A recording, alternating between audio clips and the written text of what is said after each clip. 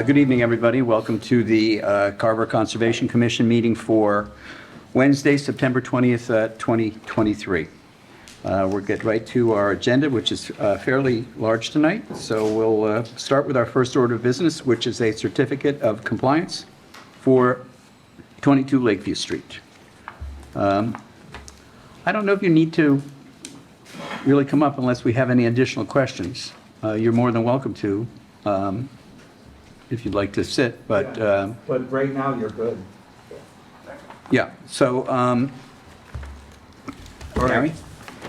Members of the commission, I myself, we went out on a site visit this morning to the property, and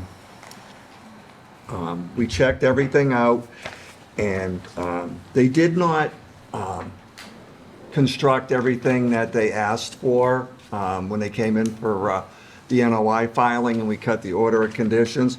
But we did go out and check, and I did list, if it is approved on the COC, that the things that they did do were done. They removed 4 trees. They planted 5 replacement fruit trees. They planted 13 arborvitaes. They did not replace 2 sections of post rail fence. Did not replace 80-foot section of wire fence. They didn't replace an electrical line, nor 4 motion detector lights. They did not replace 12 wooden stairs with granite, and did not replace 30-foot timber walls. They replaced those with block walls, which the members that were out there saw. They removed railroad ties and asphalt offset, and replaced the asphalt surface with patio pavers. Myself, I think, what they did is adequate. I'll put on the COC, if it's approved, the things that you did do. All right. 4 of us went out today and saw this.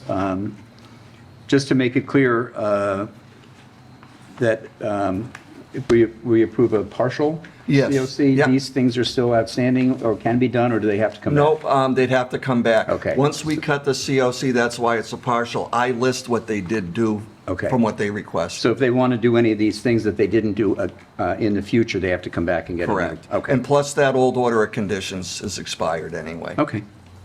That's fine. Yeah. Everything looked fine to me. It's been a long time since we first looked at this, but it's. I think it was quite good. Yep. Any comments from Fine. anybody who was Great there committee. today? All right. That being said, I will entertain a motion to approve the COC for 22 Lakeview Street, DEP 126592. So moved. Second. Second. All right. Approved, moved by Dave, seconded by Curtis. All those in favor say aye. Aye. Any opposed? Hearing none. It's approved unanimously.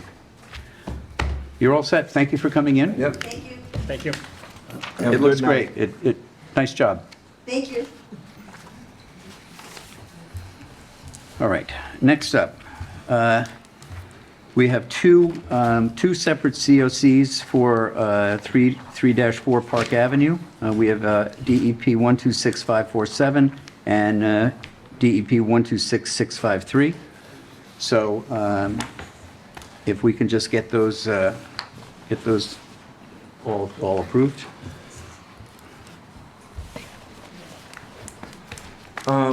Would you like to start with the older one, the Phil? Sure. Okay. So that'd be 126, 547. Okay. Yes, Mr. Chair, members of the commission, my name is Dwight Dunk with Epsilon Associates, representing the project tonight.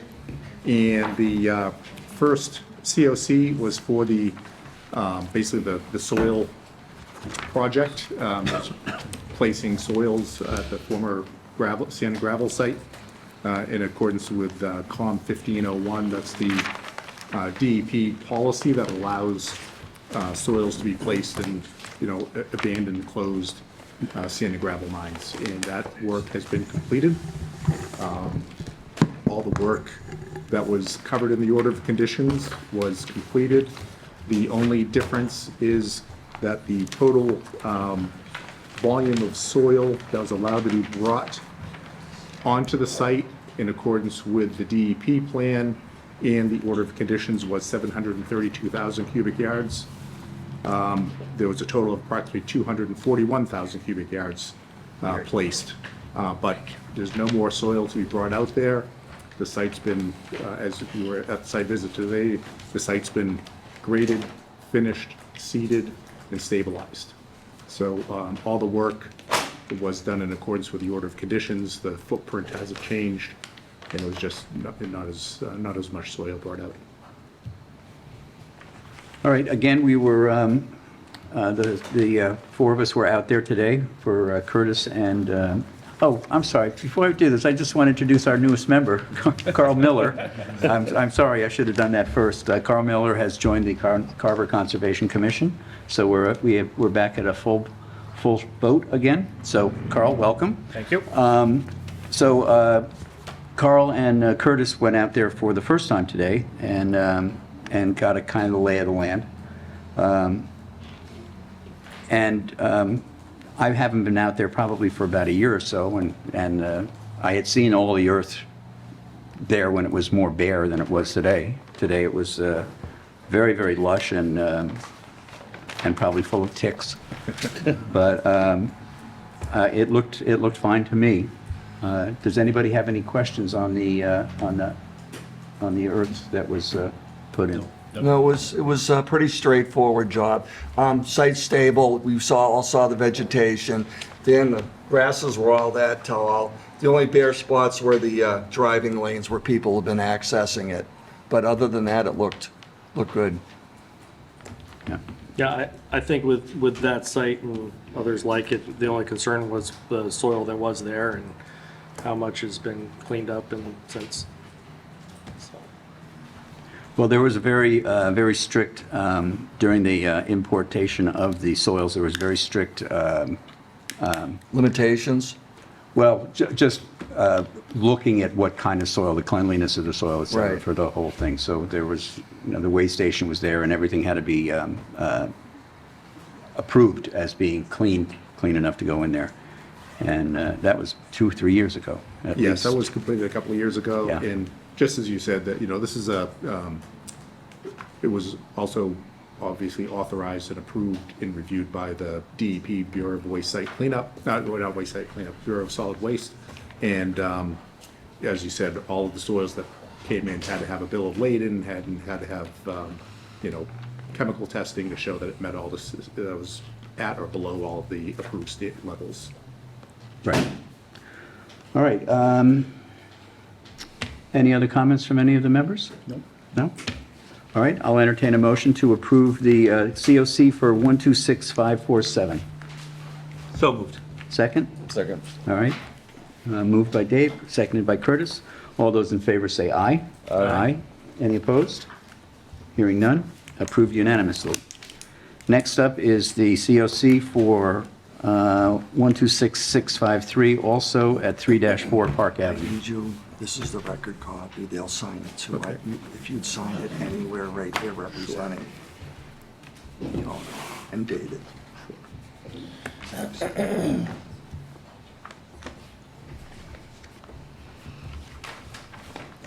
today, the 20.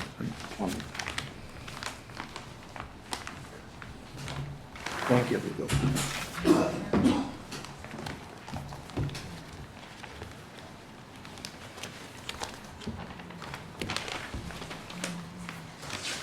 Okay. Go ahead. Okay, great. For the second project, 1260653, that was for, that project was undertaken to remediate some PFAS contaminated soils that were on the site. None of us can hear anything that's going on. Okay. Sorry. Can you hear me now? Okay, great. Yes. For this other project, it was taken to remediate some PFAS contaminated soils on site. That project involved capping the area. There was some of the soils were relocated from the site all consolidated into one area. And those soils were then capped on site with a solid waste landfill cap, so HDPE, high-density polyethylene cap that basically acts like a umbrella to prevent continued infiltration of water through those materials, so it does not continue to generate leachate and travel downward into the groundwater. On top of the cap is a soil layer about 1 foot thick of topsoil that then is seeded. There's one area that we noted that we saw at the site that has a stone toe. That area, because it's a little steeper, had a drainage layer, and then the stone toe in riprap, slope is there to relieve the drainage that would come through and travel along top of the impervious cap. That area has been capped, completed. The soils are all stabilized, and all that work is completed according with the order of conditions, and we respectfully request the certificate of compliance. Okay. Can you explain a little bit, we talked about it at the site visit today, a little bit about the DEP's involvement in this and the fact that this was, kind of state of the art? Sure. And Mr. Begley, the LSP, is also here tonight. He oversaw the work. This one, is also, reviewed by the DEP. And, in accordance with the MCP, the Massachusetts Contingency Plan.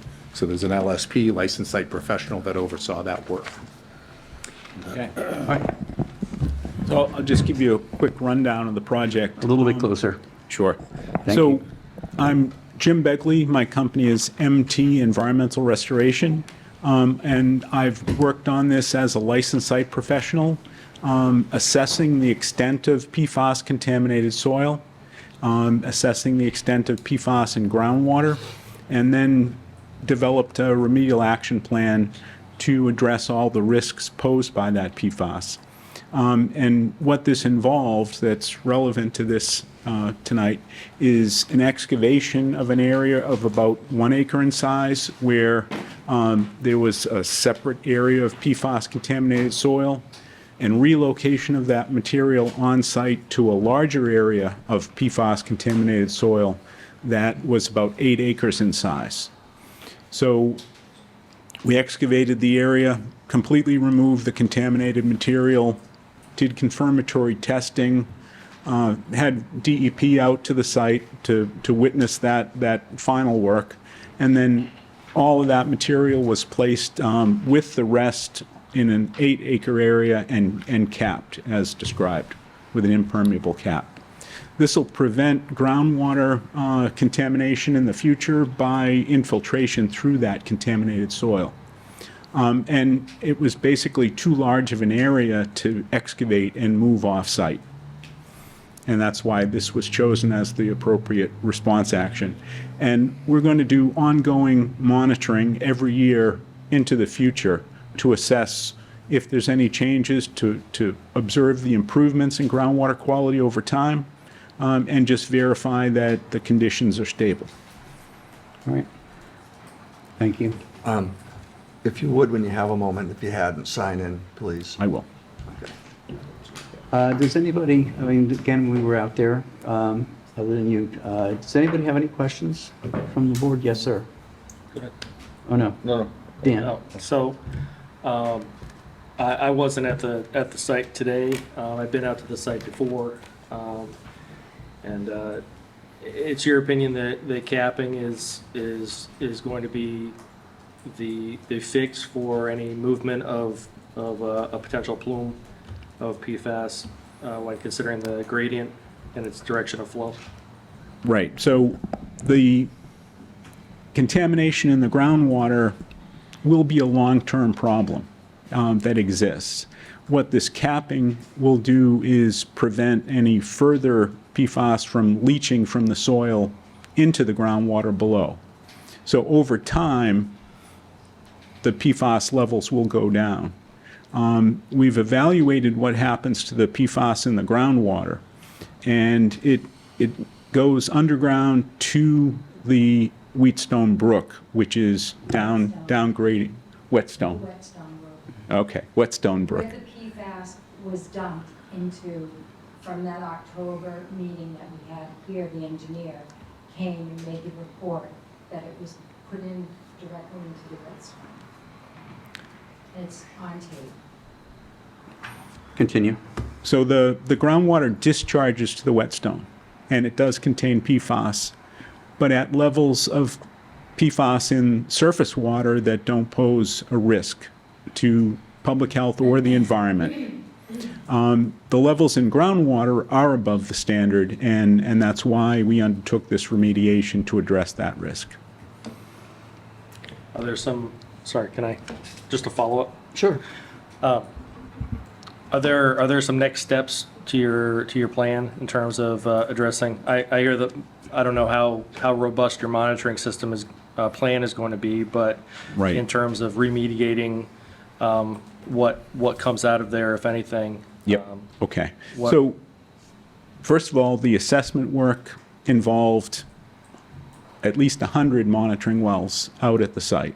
So we did a large area, assessed the whole area, and defined exactly what was happening with the PFAS, what the levels were, where they were flowing, at what rate they were flowing. And then the monitoring going forward will sample a subset of those wells, 7 wells specifically in one surface water sampling location. And that has been done quarterly for 3 years. So 4 times a year, we've collected samples to look at the levels. And what we've observed is the levels are either stable or going down over time. What we expect is that will be the case for a significant period of time, but the capping will help to reduce those levels further and get to an endpoint sooner. Still going to be many years. The monitoring is an annual monitoring now because we were able to determine that there's no significant change in concentration from one season to the next, and relatively small changes year to year. So annual monitoring will provide us a good snapshot of conditions going forward. And DEP is in agreement with that monitoring plan. Okay. Hypothetically, you don't get the results that we're hoping for, and we don't see a decrease in PFAS. Is there an action plan in place? No, but the way the regulations work, if there is additional action necessary in the future, that will be incorporated into the remedial action plan. In some cases, I've seen these caps work. Sometimes they just simply let what's concentrated stay Yeah. where it is. Just out of curiosity, what was the differential of doing this system versus excavating the contaminated soil? There actually is no outlet for disposal of this contaminated material at this point. I certainly don't want to make it someone else's problem, but I'm Yeah. just curious. Yeah, there is no actual option.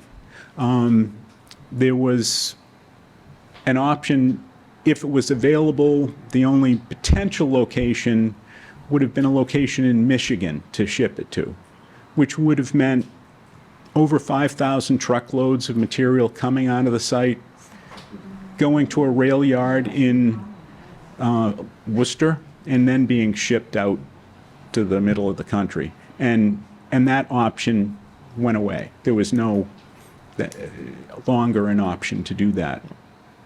Are we going to continue this quarterly monitoring? Moving Annually. forward? Oh, it's Going- annually now? Annually now going forward. Once we did enough quarterly monitoring to see that that was not providing any additional information beyond what an annual sampling would provide us, we were able to determine annual is sufficient. Despite the change in water tables from season to season? Yeah. What we did find is that we observed the highest concentrations in the spring, likely because of a high water table situation. And we selected the spring as the annual point that we would sample. Thank you. Sure. Anybody else? And again, when we were out there, we observed the site was stable. Actually, the vegetation matched, you couldn't even really tell anything had been done there, so you folks did do a good job of, revegetating. It's good and stable. All right. All right. That being said, I'll entertain a motion to approve the COC for DEP SC 126653. So moved. Second? Second. All right. Again, it's Dave and Curtis. All those in favor say aye. Aye. Any opposed? Opposed. All right. We have one in opposition, and so the COC is approved 4-1. Okay. Next up, 17 Wareham Street. Absolutely not to be monitored once a year. Ridiculous. You've got wells in Clinton, coming to the Whetstone Brook goes right to Clinton, and there's PFAS there. And that should be tested more than once a year, and especially in spring. I mean, what does the DEP say about this? They're the ones running this. The gentleman just said that the DEP, the gentleman just stated that the DEP approved the testing plan annually. Well, they're not- It's not even long. Mr. Chair, I just ask, just so this is orderly and people have a voice, and if people are going to speak, if they could just come to the microphone. Well, this isn't a instead of- public hearing, this is the Just COC. so things aren't a free-for-all. Good answer, But we Sabrina. still get to speak. Good answer. Ms. Dormer, if you don't behave, I'm going to have you You ask, cannot have me removed. That's against the law. I can ask you to leave. Oh, but I won't. All right, fine. And I'll just become more Can disruptive. I please ask? You'll just become more disruptive. That's a good attitude. It's a great attitude. It matters. Actually, Stop if she right does now. get over, Stop. if she does get overboard, we can call the police. We can. And you can be removed. Can I just ask a question? You may ask a question. Thank you, Sadie. This was the foundation for the prior plans to this subdivision, was the foundation was supposed to help mitigate this massive PFAS plume. This is on a portal with DEP and EPA. And I want to know why that all of a sudden, bing, bang, boom, they decide to cap it. And just a comment to put on top of that. How can you guys allow this to happen? We knew 20 years ago that he was putting sewer and And so did you. septic in there. And no one in this town did a thing about it. And now, we have polluted wells from the Whetstone Brook coming through there. This, And it's not coming out of your pocket to put in these fancy filtration systems, 30,000, whatever. Okay, it's our drinking water. We're supposed to be looking to 7 generations behind us coming up with healthy water supply. all right, tonight's meeting was a certificate of I'm just compliance telling you to, how upset I am. All right. That this board has, neglected the fact that they were doing this and never, we look to you officials to keep these things healthy and clean for us. Okay? They're moving sand like they're nobody's business, and now we have polluted water. And the Whetstone Brook goes out to the Winnetoxet River, which goes out to the Nemasket River, which goes out to the Taunton River and out to the ocean. It's part of the Taunton River watershed. I know that.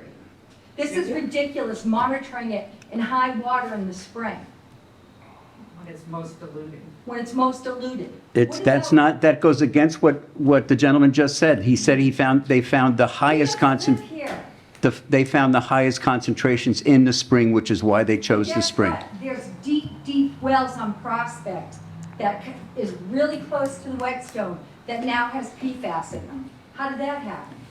There is another plume of PFAS that is coming from Ravensbrook that is well underneath, that is not part of this problem. That was an old project where the same guy doing the sewage sludge polluted everybody's well up there on Plymouth Street. I know that, because I protested out in front of Shaw's about that one. It wasn't that too late, too. So all those wells were polluted and had to be hooked up to Middleborough. And now you're coming towards Plimpton? It's like ridiculous, and we knew it back then. We all knew that what was happening back there, and so did the people on these boards in Carver, and nobody did a thing about it. And guess what? Now it's all polluted water with PFAS, PFOAs, and everything else. It's on a portal with DEP. They are monitoring it, yes, but I don't know how well, but isn't it too late? So we need to watch what we're doing now. Right. And I don't think once a year testing is acceptable. That's not acceptable. People are sick. People have cancer. People get brain tumors. People are sick. You know, this is what we're leaving for our children's children. It's ridiculous, Sadie. Right. How And you just Thank go you. out there and you just issue these certificates like it's nothing. Like, we come to all of these meetings and we We say, care about the look people. at this, we We want you to care look about at this, our we want you to put neighbors. these in the order of conditions. You do none of it. We're caring about our neighbors. What That's we we're approved doing. tonight was that they had done what They they, didn't do what was approved the last time they were in front of you. They were supposed to cement over that according to Angela Gallagher. What about? no, no, no. Oh, yes, yes, The yes. October That's not true. meeting and all the plans I'll that just you call it received. tomorrow. You can come look at the file if you want tomorrow. Listen, I'll be in the I'll morning. do better. I'll I arrange it. looked at the prior plans for the green park, okay? There was supposed to be a foundation in there to help mitigate this PFAS pollution. I don't know what happened to those plans. Seems to me they need to go back up in front of the planning board. The plan, Any plans, whatever plans are coming down the highway here. All right. Because we don't need more problems with our water supply. People Well- rely on this. this was, What is the town of Middleborough? This They- was what? They even have problems. Are gonna supply everybody in Plimpton too? Now that Carver's all polluted? what this did was to stop the flow of the existing PFAS. You're kidding, right? It's Because that's already in not the what it did, Whetstone Brook. Savory. It's there. According to the It's going engineer. the plume is gonna move, like it did in North Carver, like it did. That's for why the we're North Carver testing. Lake. Savory, I saw the woman in the water last spring, testing the water.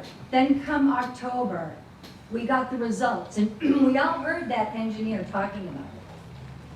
And how it's in the Whetstone Brook. No one is denying that the PFAS is there. What we're trying to do is make it so it doesn't get worse. And you're gonna monitor it once a year for all these people don't even know what's going on. You know, it's just, it's a crying shame. All This right. is the Conservation Commission. We- Right. And what we Really. did tonight was to vote Has on, anybody been to a Massachusetts Association of Conservation Commissioners meeting? Any one of you up there? yes. Savory went to one. Yeah, that's right, you told me you went to He one. went to one. All right. I mean, we're supposed to be conserving our earth, Savory. All right. What we did tonight was approve that they complied with the order of conditions that we set over a year ago. And Well, they did Don't you think that. you should have revisited that? No, Since it we- would pull that? No, No, no? Okay, so Right. but that foundation was mitigating the PFAS flow. Now, I mean, obviously, it's in the way. no, what we approved a year and a half ago was the cap, which they built. That was going to be cemented over. If you No, look it was at all not. these plans, that foundation was gonna That's help exactly what was mitigate gonna happen. No, this. what was going to happen was that after, That's why the DEP said that it didn't have to be lined. They were gonna cap it and then cement over it. they were going to put a parking lot in when they weren't going to build anything on I it. They were had a going long conversation with Angela, I know to, exactly what. you can look at the order. Mr. Flaherty's going to look up everything, and you can come in and look at what. So Savory, the end result is history of failure. You've got Ravenbrook, you've got North Carver, now you've got behind the Green Park behind Abishon, that's coming directly to Plimpton, to the Whetstone Brook, to the Nemasket River, to the Taunton River, and out to the ocean. And this is the way things are going in Carver. All right. And all your neighbors have to suffer because of it. Pretty sad. All right. Moving on, 17 Wareham Street. Okay. Let me pull that. All right. You gentlemen had me, Can I just, sorry. I just gotta, I have to respond to some of these comments. So this body is televised twice a month on Wednesdays by a volunteer. Please don't. Mary, I've never interrupted you. Just give me 30 seconds. Thanks. Everybody else says. Yeah. Okay. Okay, so if anybody disagrees with anything you have to say, in the way that you say it automatically means that myself or we don't care. But one thing that you seem to not realize or are taking advantage of, in my opinion, is that we have a very fine line as to what we have jurisdiction over versus what others do. There are certain things that are beyond the scope of what we're allowed to vote on, what we're allowed to make decisions on. You're under the mistaken assumption that I disagree with you. I don't. I think everybody sitting here cares about the environment, and I think everybody here, Listen, Dan, I appreciate you, but let me just say this. They can haul this dirty dirt, as Alan Germain put it, out of this town. There's enough earth removal trucks leaving this town that they can haul this stuff out of here. Okay, but you're choosing not to. That's the choice that you're making. you're talking about two different cases right now. No, I'm telling you what I'm thinking about this PFAS stuff night and day, Okay. okay? You guys, you know how many earth removal trucks, I mean, I'm sure you do, you've heard all about it, leaving this town with sand and gravel?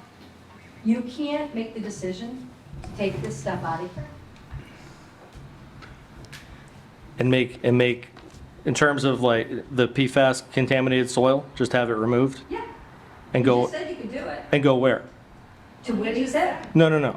To go to make it someone else's problem though. Right, To a secure site. right. Which is a mystery to me as to what that ends up being, because He just But said. There- you didn't he question didn't him when he catch was it. there, He just saying, said it. talking about it. he said there's one possible site in one Michigan. possible site in but Michigan, that doesn't yeah. mean they're gonna, that's the only site that may take it. Maybe you should use some earth removal fees to get rid of it. Yeah, maybe.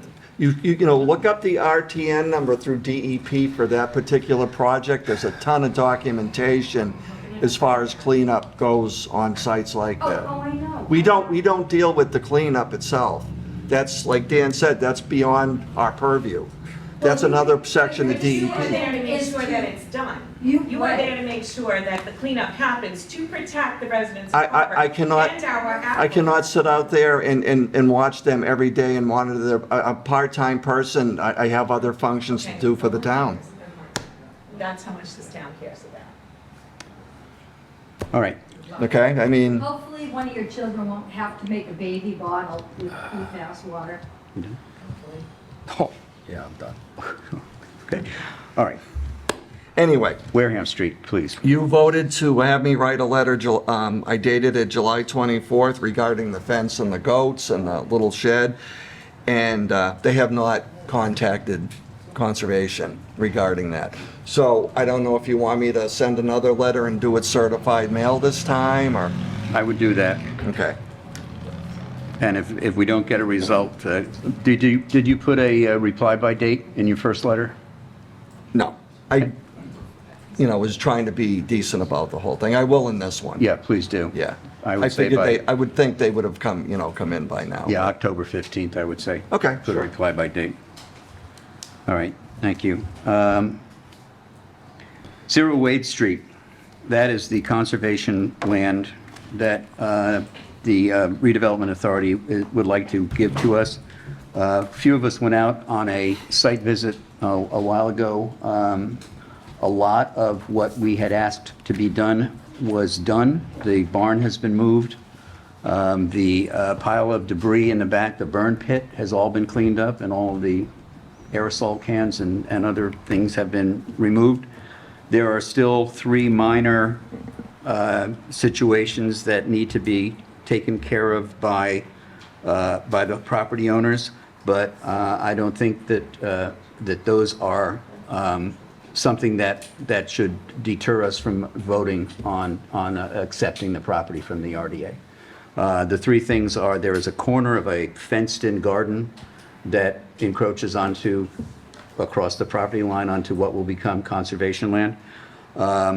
There is an electrical coiled wire where the barn used to be, still coming out of the ground. It was just buried from the house, obviously, to where the barn was.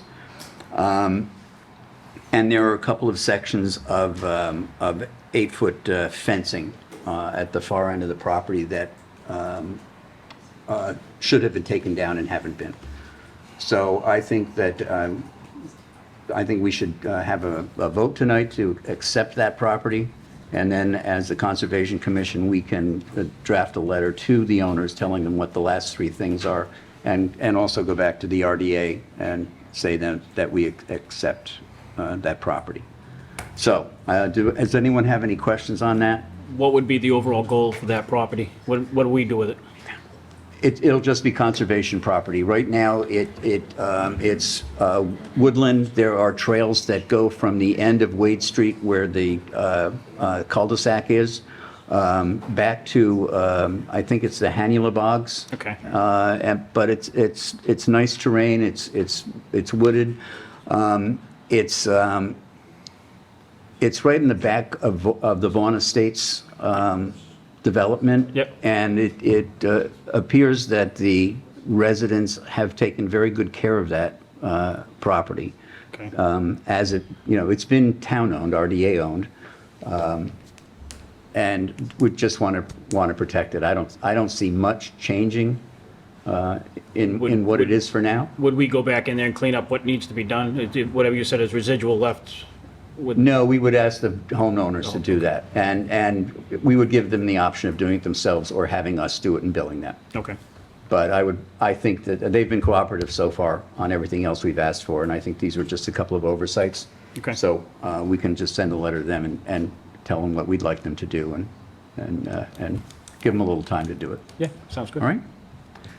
So, I'll accept a motion to have the Conservation Commission accept the property at 0 Wade Street from the Redevelopment Authority. Second. All right, it's been moved, Curtis, seconded by Dan, to accept the property at 0 Wade Street. It's 6.5 acres, I believe, something like that. All those in favor say aye. Aye.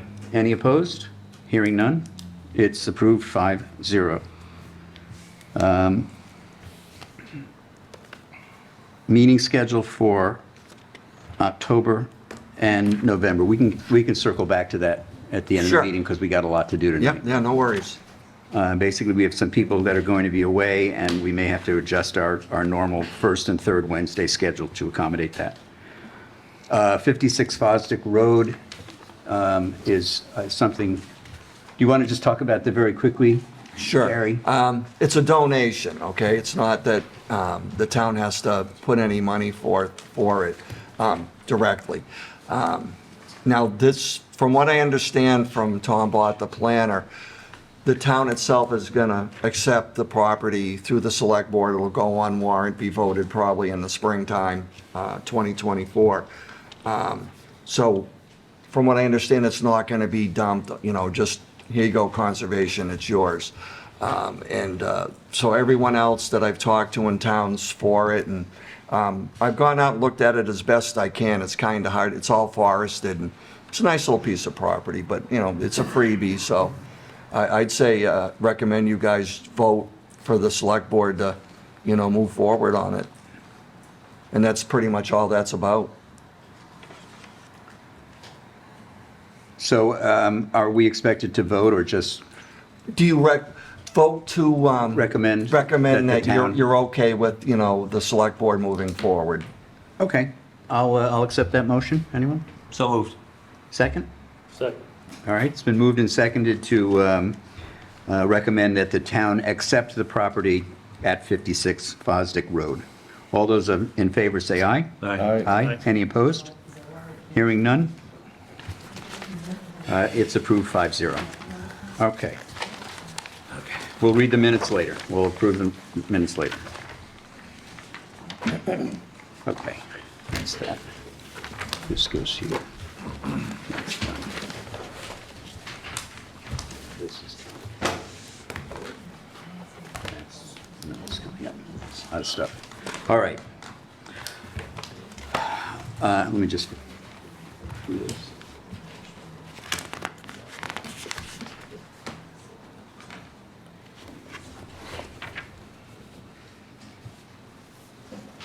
Before it gets lost.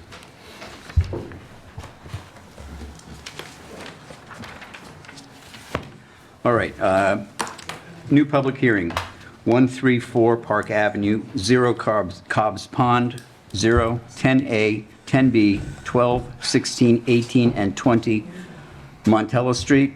This is an abbreviated notice of resource area delineation, an ANRAD, for SE 126673. Notice is hereby given in accordance with the Massachusetts Wetlands Protection Act, MGL, Chapter 131, Section 40, and the Carver Wetlands Protection Bylaw, that a public hearing will be held at 7:00 p.m. on Wednesday, September 20th, 2023, in Meeting Room 1 at the Carver Town Hall to hear the abbreviated notice of resource area delineation, ANRAD, submitted on behalf of Route 44 Development, LLC. The applicant is requesting under the ANRAD confirmation of bordering vegetated wetland, riverfront area, inland bank, bordering land subject to flooding, and isolated vegetated wetland on the property. The project is located at 134 Park Avenue, 0 Cobb's Pond, 0, 10A, 10B, 12, 16, 18, and 20 Montella Street in Carver. Assessors Map 20, Lots 2, 2-2114, Map 22, Lots 3, 3A, 3B, 3C, 3-1, 4, 5A, 10, 10-1, and 11. All interested parties are invited to attend. That was a lot. Knock myself off. Thank you. Which, probably in front of the podium. We have ours, so.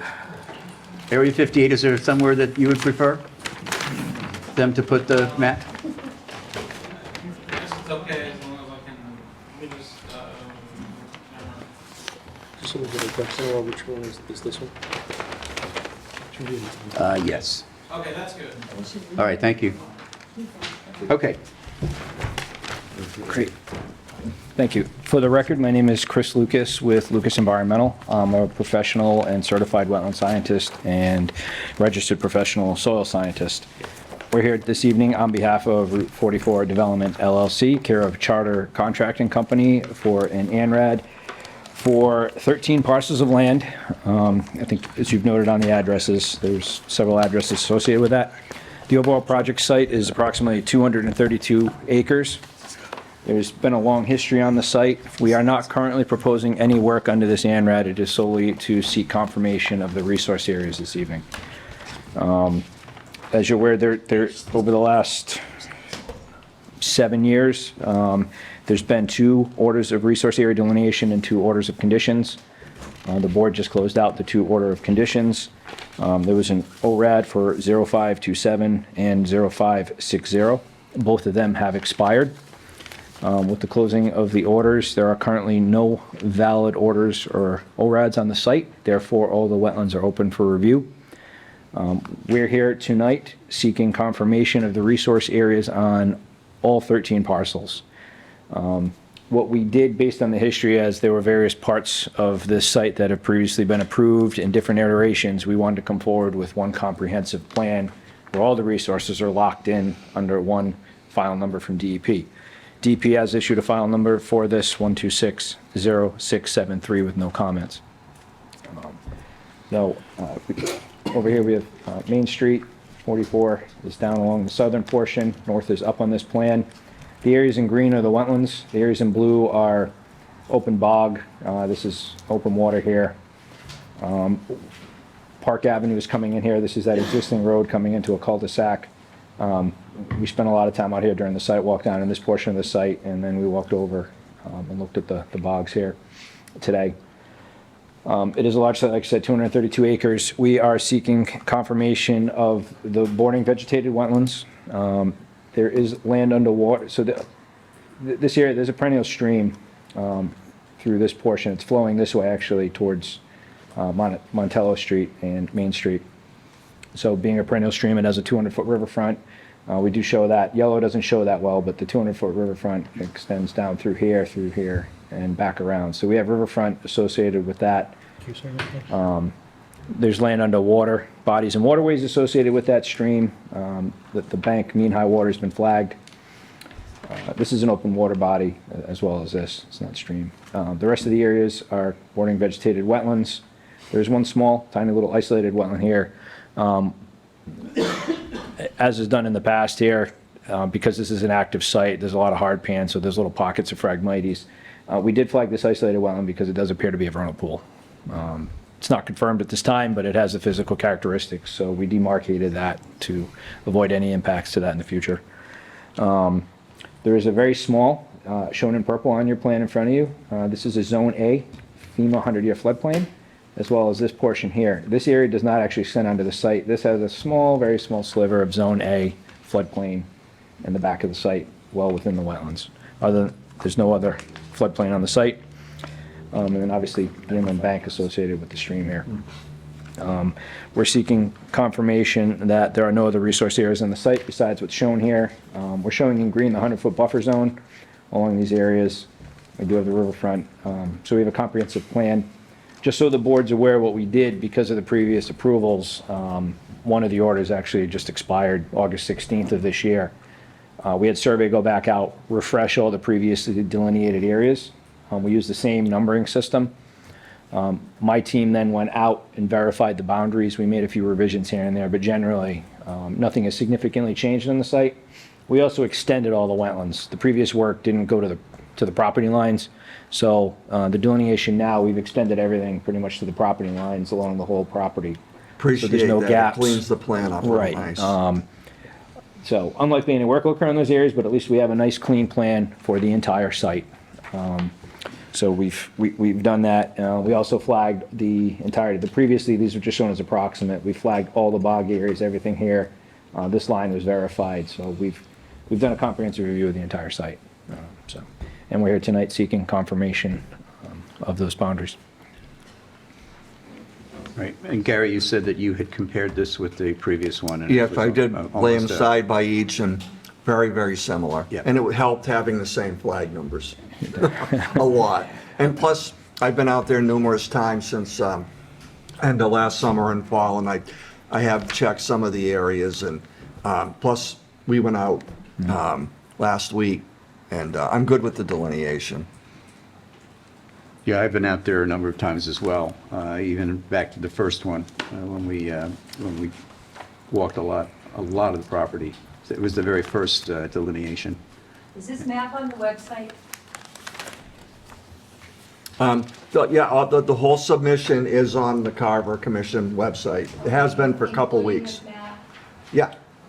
It may not be colored up like that, though. Correct. Can I go up and take a picture? Yes. Sure.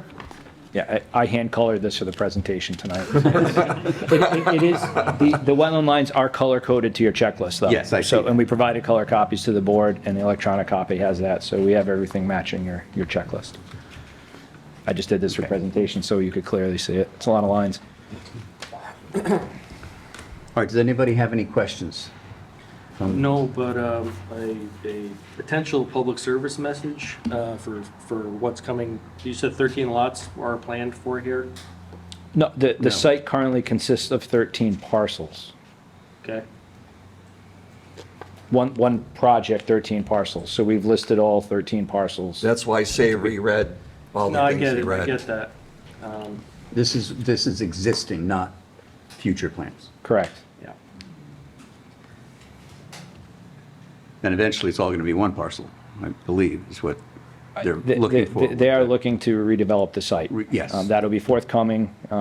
Any future work will come before you for a notice of intent. Yeah, and that's. But we're here solely to planning confirm the board. boundaries so a proper design can be done and we can all be in agreement on the lines. Yeah. Right. So anyway, so moving forward, are we going to continue allowing wells into the 65? when later on down the road, when we do approve NOIs and other requests.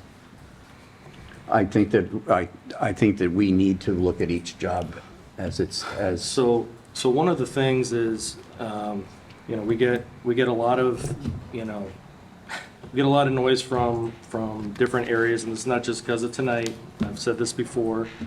But in terms of being proactive, there's certain things that we can do and certain things that we can't do. One thing that we can look at is changing our SOP when it comes to where we allow wells. And not have, oh, they're just outside of, knowing full well that, and I've said this before, probably ad nauseum for some people, that this is a three-dimensional issue. It's not Now, just. Dan, are these just drinking wells or investigative wells or all wells or? Anytime you put a straw in the ground, you're, I understand that, but is this all wells? yeah, Okay, yeah. just so I'm clear, that's Well, all. I'm suggesting that because where Right. we live is the topography is very sensitive, so. anytime- Understood. Anytime we poke a hole in the ground, it kind of matters. So I just want us to, we always seem to address these issues after it's too late. So the only way to start moving things in a given direction, and I'm not sure that this is not a bylaw change issue. This is where we've been approving lots. There might be a big lollipop going out to the well, but it's okay because it's just that. I've said before I have a problem with that, and I just want to. yes, you have. So I'm just, I other than going, we can go beyond this board, and then we can, but then there are certain things that are within our purview. I believe that is one of them. So, and I'm sorry, I know this is not for you for tonight, but it is potentially for whoever you might be working with down the road. And too often, I've had debates with some former members where they're like, well, it's property, it's private owners' rights and so forth to be able to do what they want on their land. And I say, well, yes and no. There are some things that I would love to do on my property, but, I'm sandwiched between two. Right now, our technical review committee meetings on this property so far, everything is, they're gonna try and get public water supply for this site, not do individual wells. That's the plan so far. Well, it's all polluted. Right, and this is Don't be also smart, it's all polluted. commercial property. This is zoned commercial. I mean, commercial or not, there's been some, commercial owners in the area that have had some concerns because they depend on quality of water for, I don't know, like your It's Dunkin' not, Donuts and, it's not so much for water quality, it's to be able to supply enough for the hydrants. yeah. Right. And I believe that, as far as the I'm sorry, I'm not just concerned about this property. I'm I know talking just- you are. Okay. I hope to address a little bit of that. I think that where we are thinking as a committee when we allow wells to be placed within the 65 feet is that it's a one-time disturbance of that area. Well with a pump in it, it could last 25, 30 years without anyone having to touch it. And so I would argue it's a 25 to 30-year disturbance. Yes, you could say that. And yes, you are putting a straw in the ground, but if you take that well outside of the 65 feet and put it at the 100 foot, you're still putting the Straw in the ground. straw in the ground. Well, I get that. I'm Okay. just, All right. at what point do we kind of say, At what this is the limit? Yeah, Well, I think that There's rules. we have to look at each request separately, and we've had a history of asking people to take a second look at what they've done. We've had people change the direction of their homes in order to move things around. Sometimes it's possible, and we can act in that. But other times that there may not be another option. So I think we have to look at each one separately. Mr. Chairman? Yes. I will pass your concerns along to the client, and, you know, Yeah.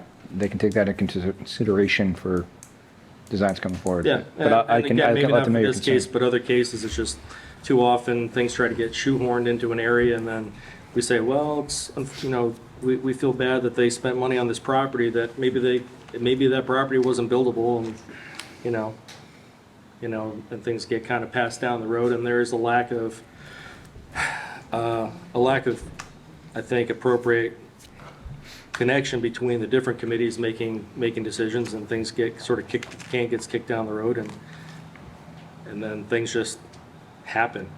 And, you know, and so I know some people scoff at my using the word volunteer. The only reason I say that is because it's a bandwidth thing. It's not a lack of caring thing. You can shake your head all you want.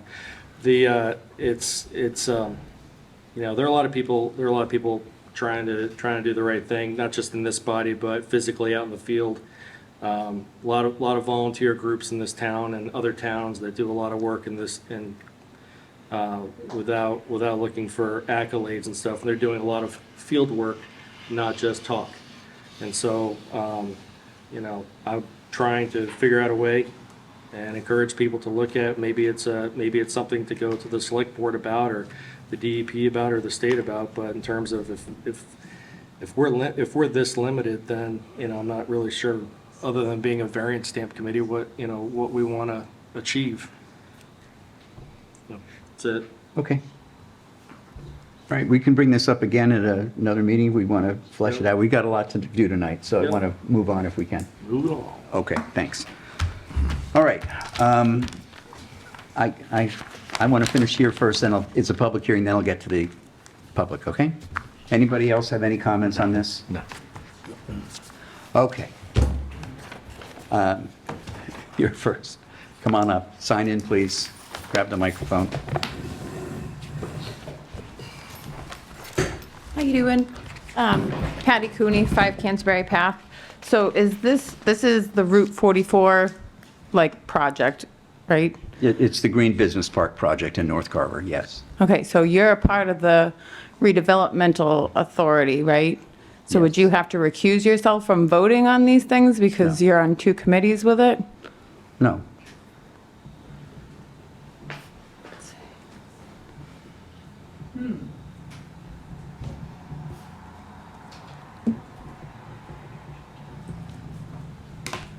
Yeah, I just know there's all kinds of messy stuff going on down there, and, you know, it's a lot of land that you're working with. Yeah, it is. All we're doing tonight is agreeing that the wetlands that have been identified by the professional are correct. That's all we're doing tonight. Anybody else? So is that all this meeting's all about, is to secure the? That's what this particular hearing is about. There are more things in the meeting. Right. But this particular hearing is just to approve or agree with the wetland scientists that those are in fact the wetlands that are on the property. Okay. All right? Anybody else? Because they want to build. All right. Fast on. I'll entertain a motion to, is this an approval of the ANRAD, right? Yes, yep. Yep, okay. No variances or anything, because Right. it's just Yeah, correct. all right, so I'll accept a motion to approve the ANRAD for SE 1266673. So moved. Second? Second. All right, it's been moved and seconded to approve the ANRAD for Montello Street. SE 1266673. All those in favor say aye. Aye. Any opposed? Hearing none, it's approved 5-0. Thank you. Appreciate your time this evening. All right, thank you. Thank you. All right, next up, our next public hearing, 24 Cranberry Circle.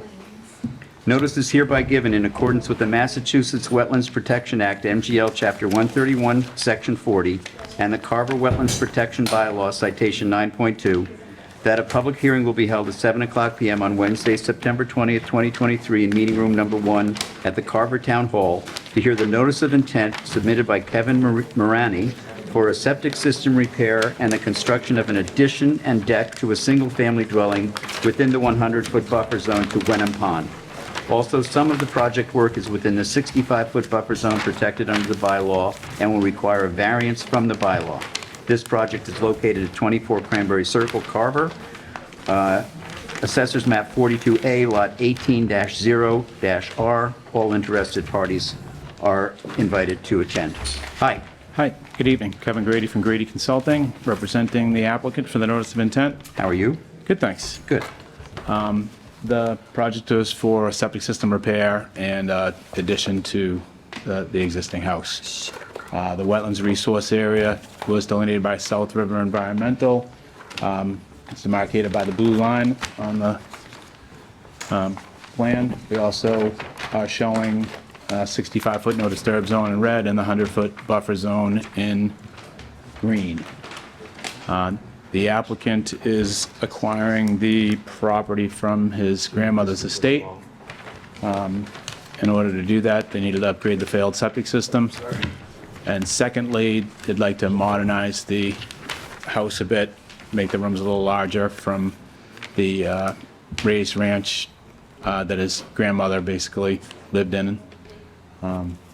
So I've shown the setbacks to the resource area, which I can't read from here on the plan. But we located the leaching field as far from the resource area as we could, and also maximize the setbacks to the abutting wells, as well as the drinking water well that's on the subject property. Really, it was only one area located in the driveway there. It's better than the existing situation, too. Yep. You are improving. Yep, the existing system is in the backyard, behind the house, closer to the pond. The applicant would also like to do an addition off the back of the house, currently in that location where the proposing enclosed rooms and proposing a foundation. There is an existing deck with a screened-in porch and a three-season porch. And beyond that, I'd like to construct a deck. The topography of the site rolls down toward the water. It's a half walkout, so they'd like to be able to walk out of the first main floor onto a deck and then down, instead of just going down some stairs. So that the deck is, part of the accessible area. I know that deck projects into the 65-foot no disturb zone. That area is previously developed lawn. There is one tree that would need to come down. As far as excavation in those areas, there would be a handful of footings and probably a concrete landing pad where the stairs are. We are showing silt sock erosion control around the perimeter of the project. We do have access around the right-hand side for heavy equipment, parking of vehicles, etc. So we're accessing the construction from both sides. Disturbed areas will be stabilized with loam and seed, and that will protect. So between the silt sock and the site stabilization will mitigate erosion and sedimentation to the pond, wetlands resource area. And I'll be happy to take any questions if you have them. Okay. Again, we went out for a site visit today, and we did a pretty thorough walk around, and I think that some of the members had questions. So, Dave, I think you had a few? Yeah, the deck that you're proposing, the new deck, is that at grade? Is that going to be elevated? Or? That's elevated. Okay. I thought it might come out from the walkout or something like So that. Yeah, kind so- of like what's out there now, right? Yeah, so the rooms that are on the back of the house now that go to that deck Yeah. are going to be expanded. It's a, 60s, 70s Right. split level with fairly small kitchen, bedrooms. So they'd like to bump that out, modernize the flow of the first floor. So the new deck's not going to have a roof though, right? No. Okay. That's good. And then you're going to put in maybe sonotubes every 8 feet? Yeah, it should be half a dozen to 8 of them. So I think I submitted the architectural plans. They're still conceptual, at this, somewhat conceptual. They didn't go to a registered architect or anything. It's done by a builder. So the structural part of it has not been calculated. But like you said, every 8 feet is pretty standard. It's the only question I really had. Okay. Anyone else? Yeah. Have they looked at the addition to the house where the existing deck, have they looked at maybe putting that like either on, you know, the side of the house or towards the front of the house? I was not involved with that, I believe. Okay. So the front of the house is a little difficult because the, you know, the, Right, The because hill sometimes that they comes like down. like an alternative analysis thing. Sure. So we have to ask. sure, on the left of the house is where the septic system's gonna go. Well, correct, that's where the driveway is too, but And- like on the other side. Yep, and then that's, it's where the well is. And I'm not sure exactly. Okay. Well, if you don't know, that's Yep. what it is. Do you see any of the trees along the driveway coming out? The big pines there, where the septic's gonna go?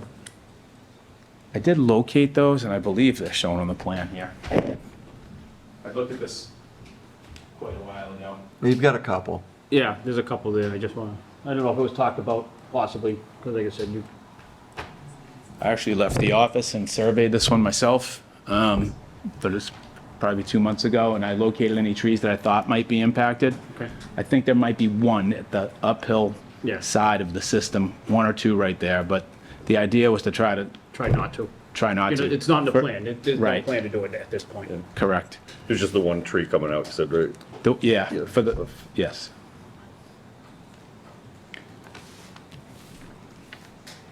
Anyone else?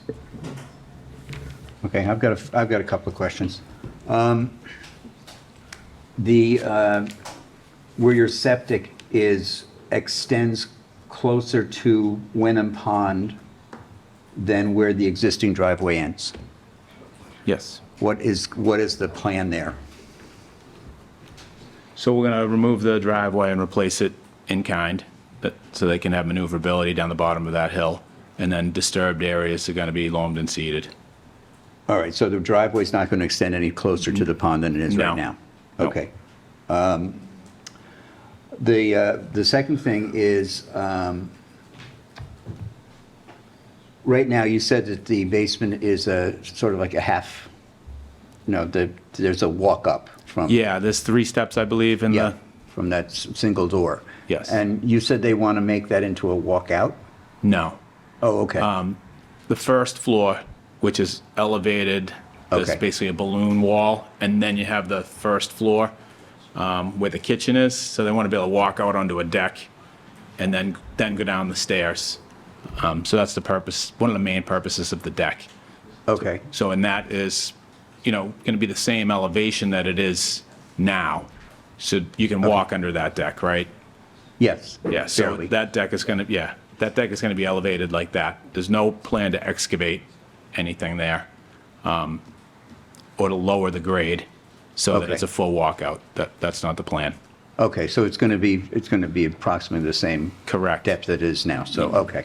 Yeah, because I didn't see any. Yeah, no contours, no Contour. removal of, Removal. yeah. All right.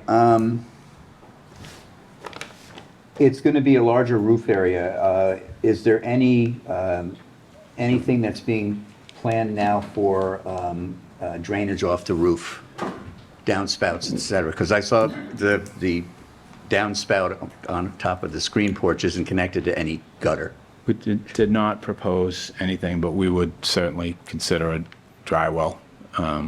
Yeah, We because can you're going to connect have, obviously, if you're keeping the same floor level, then the pitch of the roof is going to be less on the lakeside. So, and it's going to be pretty big.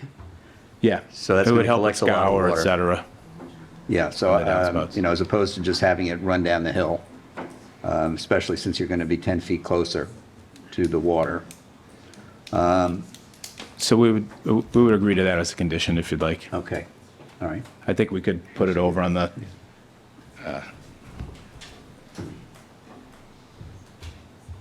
the downspouts into something. Yeah, you've got Okay. room. Yeah. Okay, Just outside the tree line. okay.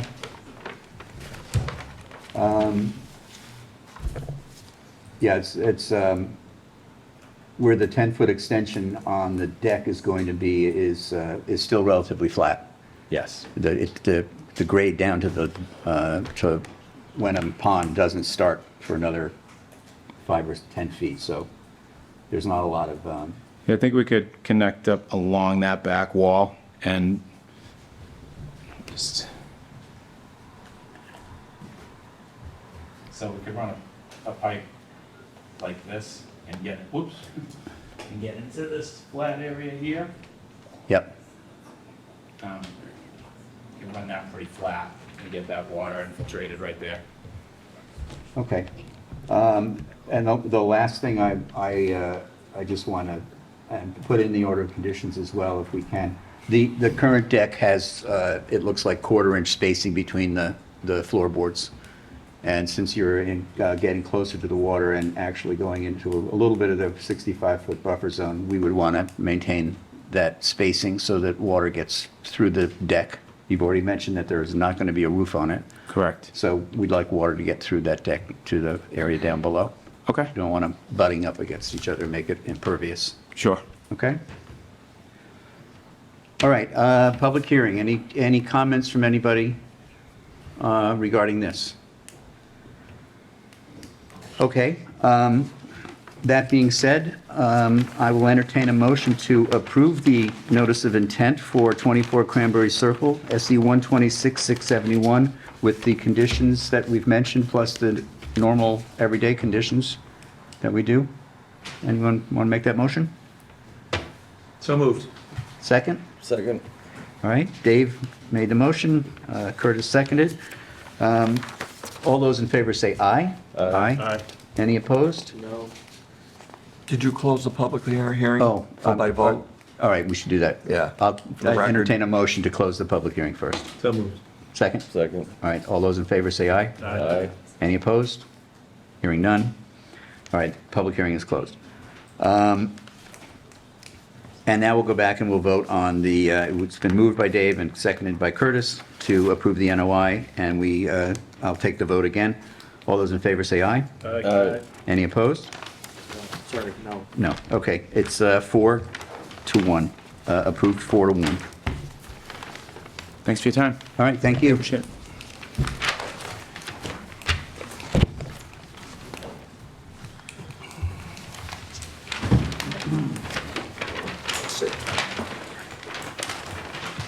Okay.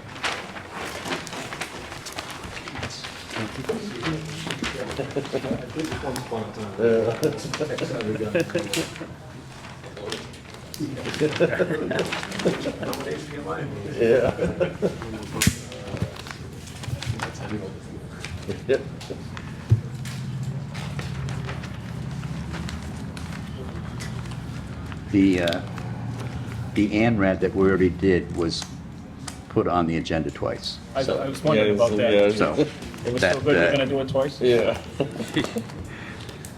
that's extraneous, so we'll X that out.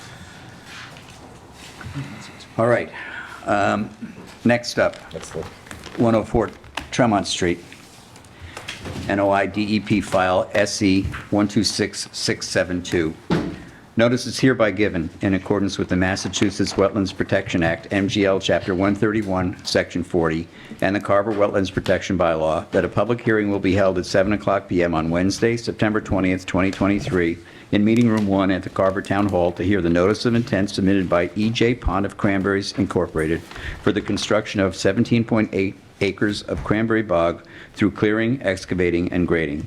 A portion of the proposed work is within the 100-foot buffer zone of a bordering vegetated wetland, BVW/existing cranberry bog. However, some minor activity, grading, equipment activities will be conducted within the 65-foot buffer and will require a variance from the Carver Wetlands Protection Bylaw. We didn't vote on the variance on the one before. We need to do that. Oh, I thought that second vote you did after the public hearing was for the No, variance. we approved the NOI. You can go back, you can revisit. All right, and we'll do vote. that after this. Yeah. All right.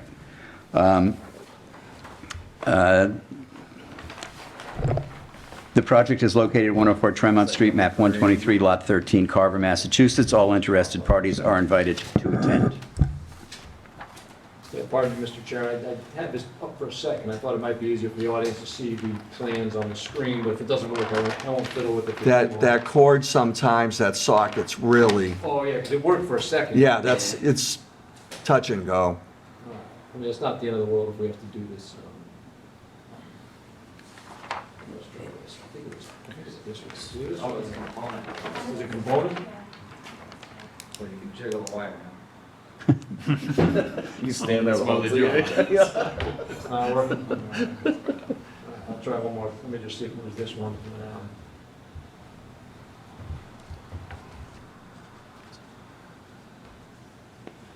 All right, well, maybe we're not going to do it this way. We tried. Yeah.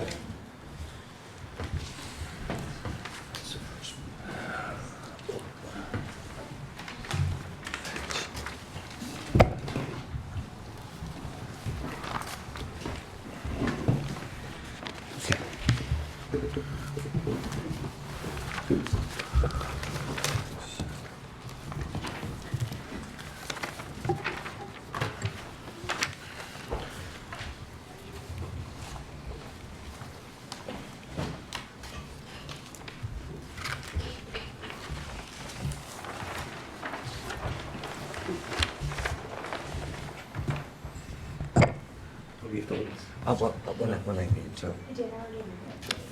Are you ready for us? Yes. Oh, okay, I'm sure. sorry. Yes, I'm just getting my bearings with your Is everybody all signed in and everything? with your plan. Thank you. Take your time, we're ready whenever you are. Okay, go ahead. Okay. All right, thanks, everyone. For the record, Rob D'Ambroso, D'Ambroso Law in Plymouth.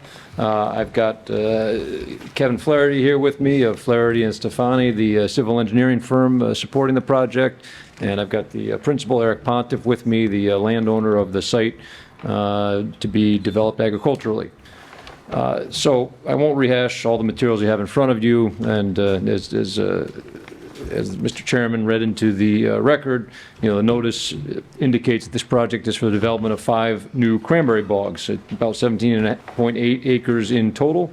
The reason that we're before you and the reason this project is jurisdictional is because small portions of these new bogs lie within the 100-foot buffer to two types of resource areas. One, existing working cranberry bogs, and 2, bordering vegetated wetlands. Those wetlands were flagged by our environmental consultant, and I believe some of you got to walk the site today. Again, both of those resource areas that create jurisdiction for this commission are associated with the existing agricultural operation. Again, the existing bogs is the lion's share of the jurisdictional buffer. Then there's also an irrigation pond and a small irrigation channel between bogs. We're not proposing any structures or impervious surfaces within the buffer zone. Again, just an edge basically of bog. New bog is going to be within the buffer zones. This is a similar agricultural project to many others that have been before this commission, so I'm sure you're quite familiar with the process. In fact, I was before you about a month ago for one. And of course, I think it goes without saying, Federal Furnace Cranberry is the site here, the historical site, and this project is consistent with over 100 years of agricultural use on the site, on the larger site. I think it bears mentioning, you can see the location. I know that's small, I was hoping to get it on the screen, but the location of these bogs, they're located approximately to existing bogs on the site. That's intentional, and it's really done to minimize disruption to the site, disturbance of otherwise undisturbed area. If we were to expand, we're effectively expanding the existing bog system, which allows us to make use of the existing infrastructure, such as the access way, the irrigation infrastructure, tailwater recovery pond, irrigation, et cetera. If we were to move this outside of this commission's jurisdiction, we'd most likely have a much larger disturbance because we'd be, having to create all that infrastructure from the ground up on what could be undisturbed area, as well as the bogs themselves. So we think this is a good location for the project, and that's the rationale for citing the project here. There's just one other thing that I'd like to note or perhaps pose as a question before I yield the floor, and that is when I read the notice for this project, or as Mr. Moore read into the record the notice, it references a variance for activity within the 65-foot buffer. You know, I did go back and look, and Section 9 of the town bylaw, which is effectively the wetland protection section of the bylaw, references in subsection C, statement of jurisdiction, you know, no person shall build or enlarge any structure, parking lot, or impervious surface up on or within 65 feet of, and then it goes on to describe a number of resource areas. So maybe that's a question for your agent or for you, Mr. Chairman, but, you know, I guess our question is it even necessary to receive a variance for this project? I know it's been this commission's practice to grant those variances for projects like these, but just thought I'd ask the question.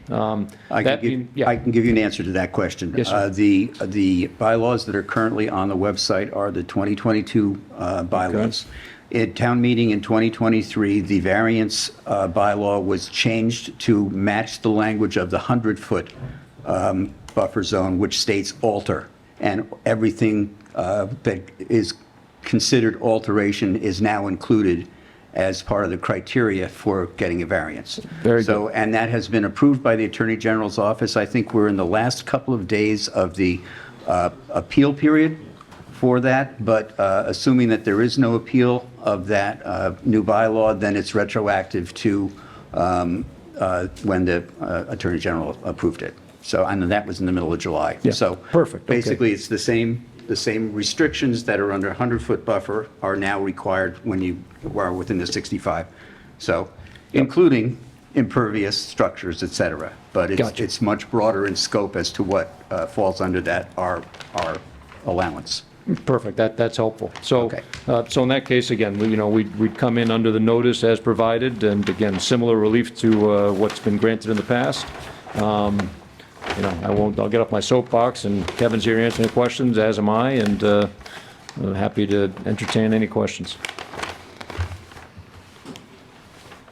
All right, again, we went out, this was on our tour of Carver today, and we were out with the engineer and Mr. Pontiff, looking at the location, and there are, as far as our jurisdiction is concerned, there are very small impacts to what falls under our jurisdiction. It basically is just corners of two of the bogs, bogs 1 and 2, and a little small section of only one corner, which looks like the north corner of bog number 3, and that's within the 100-foot. There's no intrusion of the 65-foot there. So from the standpoint of what we are looking at, there is minor impact, and all of the impact is, as was mentioned, is related to cranberry bogs or the tailwater recovery pond that is on the east side of the plan. So it's a big project, but not a lot of it is within our jurisdiction. Just very Savory, I have to ask the commission to accept the plans. Our checklist says plans should be 1 inch equals 50 feet. These vary, but most of them are 1 inch equals 100, and due to the size of the project, I think the 1 inch equals 100 is, valid. All right, does anybody have a concern with the scale of these plans? No. No? Okay. All right, I don't either. It has to be brought up, that's all. All right, thank you. You're welcome. I wouldn't have thought of that. So, are there any questions from the board? I have a question. It's more of an engineering question. On bogs 1 and 2, they're kind of I was wondering if it's possible that they could be moved over and closer together, so you can move them away from these two wetlands on either side, on the, on the east side of Bog 2 and on the west side of Bog 1. Just because, not necessarily just to get them out of our jurisdiction, but also you're digging out a lot of material there, and it's awful close to those two existing wetlands, and they could be possibly lower than the wetlands, and it might impact those more severely than you want to. I don't know, if it's possible. See, 1 and 2 of you Yeah, so I see come what you're together? saying. So we were trying to not disrupt the existing bog system. As you can see, there was that little piece of the existing bog that kind of Gotcha. came in between those two pieces. So to keep everything uniform, that's kind of the spacing that we had. Yeah. As you can see on each side of those two, there's a kind of a berm built in next to the wetlands. So Right. it doesn't run off into the agricultural wetlands on either side. It's still bermed up. So, we tried to, again, like as Rob mentioned, keep with the existing irrigation, everything else like that. So we set these bogs at a certain elevation above the existing ones to make the flow and everything else work. So as you can see, I think bog 1 is set at elevation 84. And Right. bog to the north of it is set at elevation 82. So that's kind of how everything was established as we went through. Right, so, but the elevation of the wetlands is what? I can't remember here, but, no, It's- looks like about It's 90. more, it's more of a perch wetland up there. It's 86 and 84. It's almost there. Right. So really, my question is, won't you drain the wetland, basically, if you put the bog there? Because that water just seep through the ground and go over to that bog? It's the reason that's, it's kind of an impervious kind of layer that's there. It's almost a perched wetland because the wetland sits currently 4 feet, 5 feet above that existing bog there. Right. So the existing bog that's there is, as you can see right on that point, will be closer than the proposed bog would be. Okay. So do you see what I'm saying? Sort of, I'm not quite sure, but, Right at this point over here, this is the existing bog that's Right, all the way down. right. So as you can see, this corner of the wetland, the elevations up here sit at elevation 94. right. And then the bog down here, the whole bog, this entire bog sits at elevation 82. Oh, I got you. So you're saying it's already, really kind it's, of a perched pocket up there. okay. All right. All right. Yeah, actually, the engineer was saying today that the silt fencing would be actually working the opposite way than where normal. Yeah. Right, yeah. He did say that, yeah. It's keeping the stuff towards the wetlands. Anyone else? Dan, anything on this? I know you didn't see it, but. Yeah, no, just to reiterate the pointer that was made earlier, I don't know if there's any possible way of, looks like there's a very, very small corners are within our jurisdiction. And I don't know if there's just a way to trim that down around the corners or if this is a guesstimate as to how what the size is gonna be or. Or just make the thing slightly smaller. I don't, Yeah. I mean, it would, I don't know, it would keep it away from that wetlands and also then be out of our jurisdiction anyways, so, I mean, it would twofold kind of a little bit. Yeah, I mean, I guess if you'd like, I can kind of respond to that. I mean, Yeah. I think that, part of the philosophy here, and maybe I didn't do a good job of elucidating it earlier, but, we've kind of stacked this closer to the wetland, which is all agricultural in nature, right? So we've got an irrigation canal, we've got an irrigation pond, and obviously the biggest wetland is an existing working cranberry bog. So while I understand your point that, we're just within that 100-foot buffer to some degree, I would say bear in mind that's a buffer to another cranberry bog. So it's kind of Right. a like to a like, And again, I think that allows, kind of economies of scale when it comes to agricultural production. And again, we're able to reutilize existing infrastructure that's there with less disturbance. So, that's why we asked this board to look favorably upon it. To that point, I see what is proposed, but in terms of and I hadn't been out there, so I'd have to defer to you guys. How much forest is going to be peeled? If I'm looking at this looks like It's all forest. it's all forested. It's all forested. Yeah. So Yeah, like 90%, 80%. Yep. okay.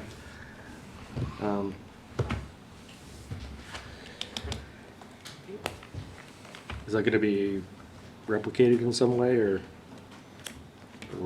that's just okay to? Well, the only reason I say, because we've been tackling, different aspects of our bylaw, and one of the other things that became more robust in the spring was that we're protecting habitats too. So, Yes, within our jurisdiction. Yes, that is correct. We do protect habitat, but I took that as to be in general, not just in wetlands. the entire bylaw of the Conservation Commission is restricted to our jurisdiction. It's not townwide. Okay. God forbid. They did get a comment letter back from Division of Fisheries and Wildlife, from the Heritage people. Mm-hmm. And, they just want them to, to have due diligence when they're putting things, when they're constructing things, and they don't see a take. Don't see what? A take. They call it a take if the landowner is going to go into a priority habitat. They consider that you're trying to take habitat, and they don't see it as that. And they wrote that. So just to speak to that, if I could, Yeah. Mr. Flaherty. So there's a small portion of one of the bogs that is in natural heritage. So we submitted back in August. Their only condition, they had a no take, which means that they don't have any problem with it. The only condition was during the springtime, we'd put up a turtle fence in that area just to prevent any sort of, migration of turtles going through that area. Okay. And to speak to the clearing issue too, portion of it has already been kind of a cut slope from where the existing bogs were put in. So yes, it is a forested area where it's upland. But to work with the existing bogs and as much as we could, part of it was already cut due to the, previous excavation through historic, years and years. Okay. All right. Anybody else? Curtis? Carl? No, I'm good. Anything? We went over all this today, so. All right. It's a public hearing. Does anyone from the audience like to speak? Ms. Sheehan?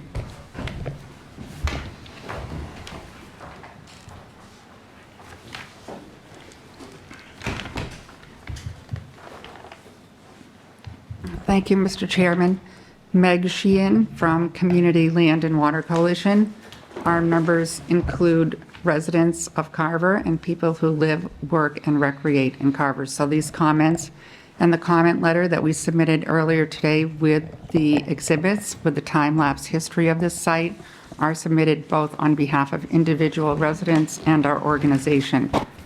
First of all, this hearing is fatally flawed because the applicant did not submit the green cards at the beginning of the hearing as required by 310 CMR 10.44, which says the applicant shall present the receipts for the abutter notice at the beginning of the hearing.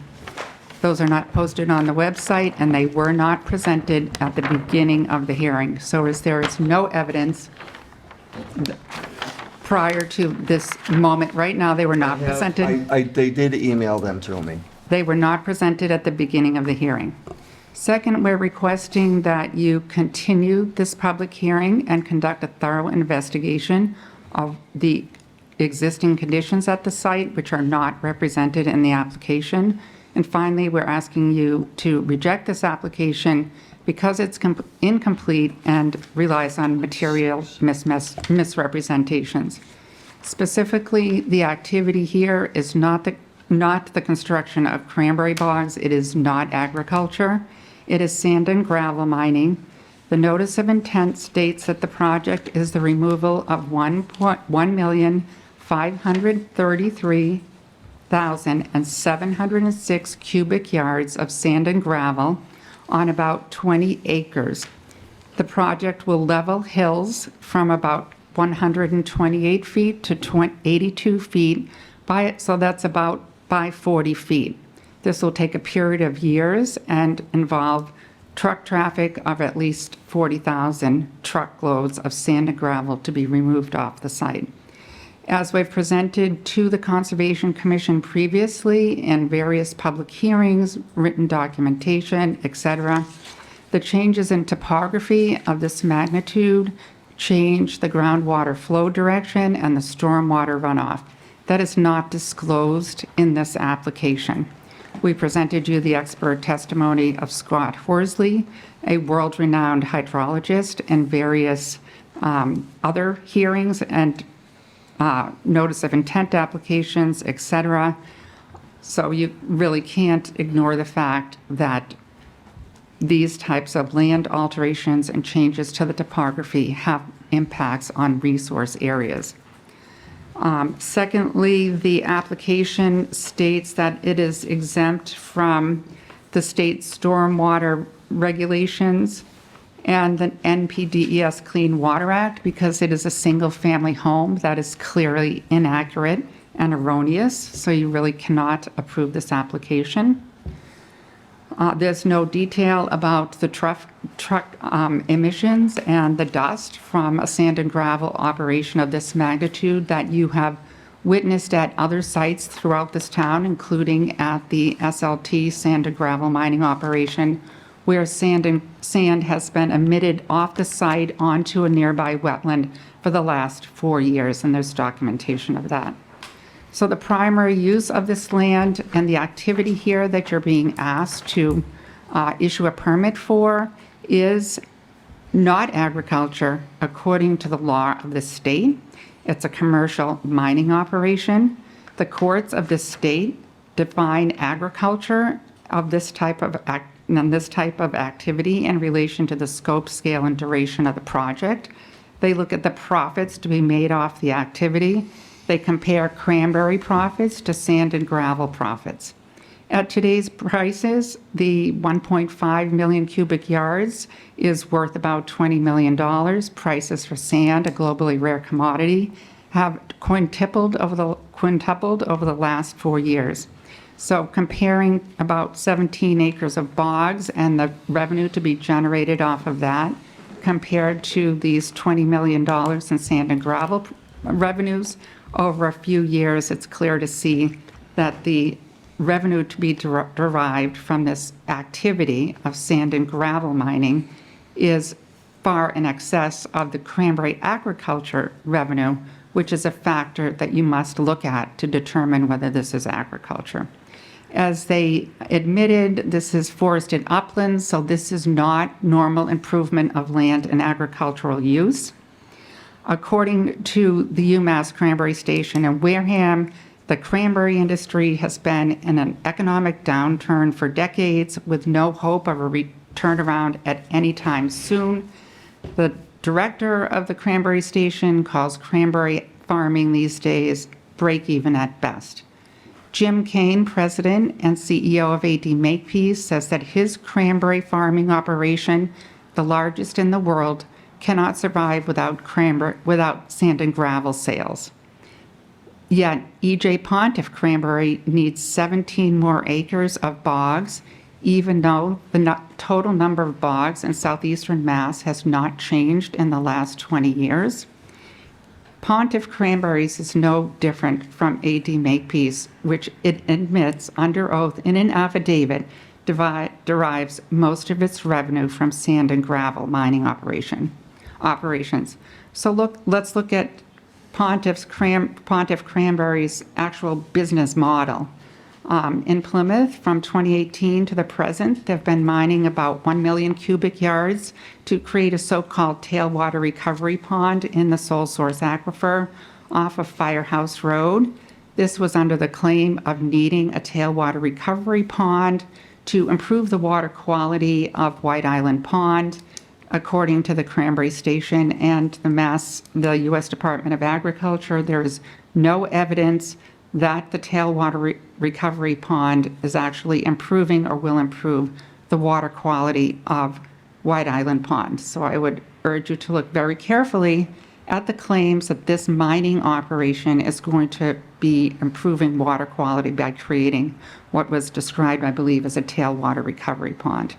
the Plymouth Zoning Board of Appeals, when they issued the earth removal permit for this mining operation by Mr. Pontiff on Firehouse Road, admitted in a public hearing that they had no evidence that the unlined tailwater recovery pond for discharging irrigation return flows from cranberry bogs would improve the water quality of White Island Pond. As we know, the groundwater moves in the shallow sandy aquifer at about 1 foot a day. So you really need to look at that carefully, because your mandate is to protect the groundwater in this town, both under your bylaw and under the state wetlands regulations. So let's look at the site itself. Mr. D'Ambrosio put up a map. Mr. Pontiff recently purchased this site from Federal Furnace Cranberry and Mr. Walter Morrison. Over the last approximately 10 years, Mr. Morrison, with 3 earth removal permits from the town of Carver, removed at least 3 million cubic yards of sand and gravel from that site. Gary Weston was the site manager. G. Lopes did most of the hauling, according to very accurate documentation and evidence that we have. We have previously submitted to you evidence that this sand and gravel operation over the last 10 years, and we submitted it again today with the exhibits, conducted dredging in the sole source aquifer for sand and gravel extraction. You can see on these photographs, and if there's anything anybody would like to clarify about this, I'm happy to discuss it. But it certainly appears that Mr. Morrison conducted a dewatering operation. This is on one of the photographs we submitted to you, shown on Google Earth. You can see a floating piece of equipment in the pond that was dug on forested uplands, and it appears like the practice is in this region to conduct dewatering operations to be able to dredge into the aquifer. One of the photographs also shows that there was another adjacent pond on the site that was receiving processed water discharge from that dredging operation.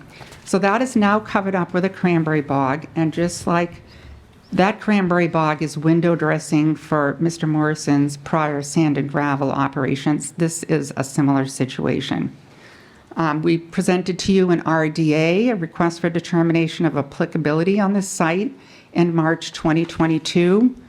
At that time, it was revealed that an order of conditions that the Conservation Commission issued in 2010 for the earth removal, quote-unquote, cranberry bog operation at the site had expired, and there was no certificate of compliance. That request for determination is still pending at the Department of Environmental Protection. I spoke with Nate Corcoran today, and he confirmed that DEP has not acted on the superseding request for determination of applicability that Save the Pine Barrens filed for the site. So the Conservation Commission certainly should not act on this notice of intent, in addition for all of the other reasons that I mentioned, but in particular because there is still a pending superseding request for determination of applicability pending in front of Mass DEP now for almost 18 months. You have a duty as a Conservation Commission to ensure that all parts of this notice of intent application are accurate, complete, and correct, and the regulations require the applicant to not omit material information from the application. In other words, they have to disclose all material information, and the failure to disclose the scope and scale of this mining operation is a material misrepresentation.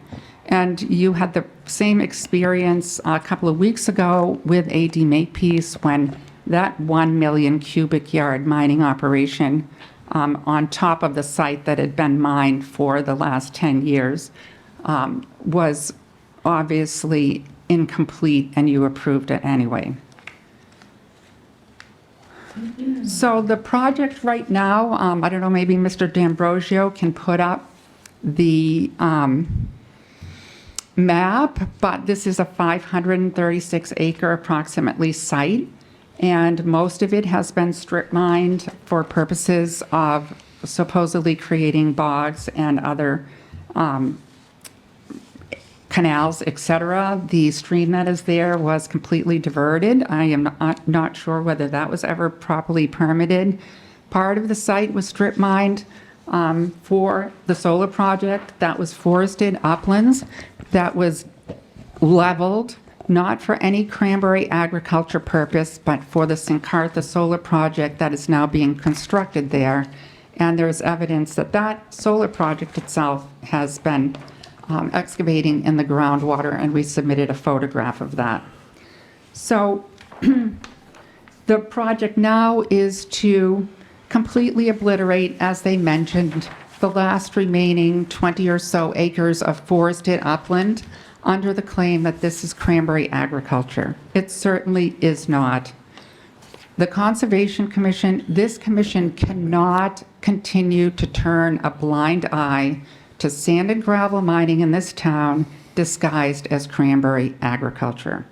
You are exposing yourself personally to civil liability for harming the aquifer, which is federally protected under the Safe Drinking Water Act.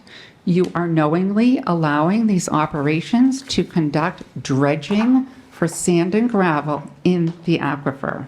This is part of your mandate, as I mentioned, under the Wetlands Protection Act and your bylaw to ensure that this permit accurately describes the activity.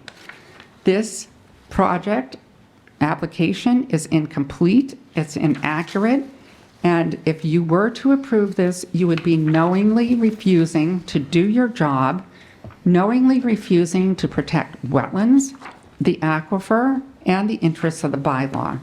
Again, you have been presented time and again over the last 2.5 years with credible evidence that this precise type of sand and gravel mining claiming to be agriculture is a fraud.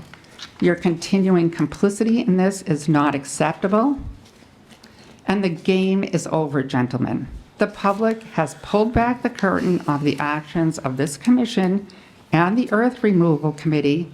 As you well know, over the last 1.5 years, since we have been pulling back the curtain on all of this, 3 members of the Earth Removal Committee have resigned. Mr. Garrettson, who is giving himself permits and not paying any earth removal fees. Mr. Shurtleff, who was hauling sand and gravel for Mr. Garrettson and for AD Makepeace while he was permitting millions of cubic yards for AD Makepeace. And now most recently, Mr. Aronimo, who admitted that he, on video, that he was also doing business with AD Makepeace while permitting the company. As everyone knows, the Office of the Inspector General, the state-level office that investigates waste, fraud, and abuse of public resources, is conducting a fraud investigation of the Carver Earth Removal Committee and the companies that are doing sand and gravel mining. In short, this is a warning, and this is the last time that this is ever going to be considered acceptable. If you approve this application and this notice of intent that contains multiple misrepresentations, is inaccurate, omits information, claims that this is a residential home and exempt from stormwater regulations, the game is over. This is not acceptable. You are complicit in refusing to do your job to protect the aquifer, the wetlands, and this town's drinking water, private and public wells, which are protected under your bylaw. Thank you. I spoke to Brandon Costa from DEP about the checkbox for the single-family home. He told me what's the problem. Well, that might be. It's their rules. That might be their rules. That's not our position. I know, but I did address that. So DEP considers this a single-family home? At that moment when I spoke to him, yes. Okay, well, that's. And I not- was surprised, Okay. to be honest with you. So will the commission be requesting that under the bylaw, that this be properly described as a sand and gravel mining operation and not as a single-family home? That's up to the commission. I'm not the commission. Okay, I'm just the agent.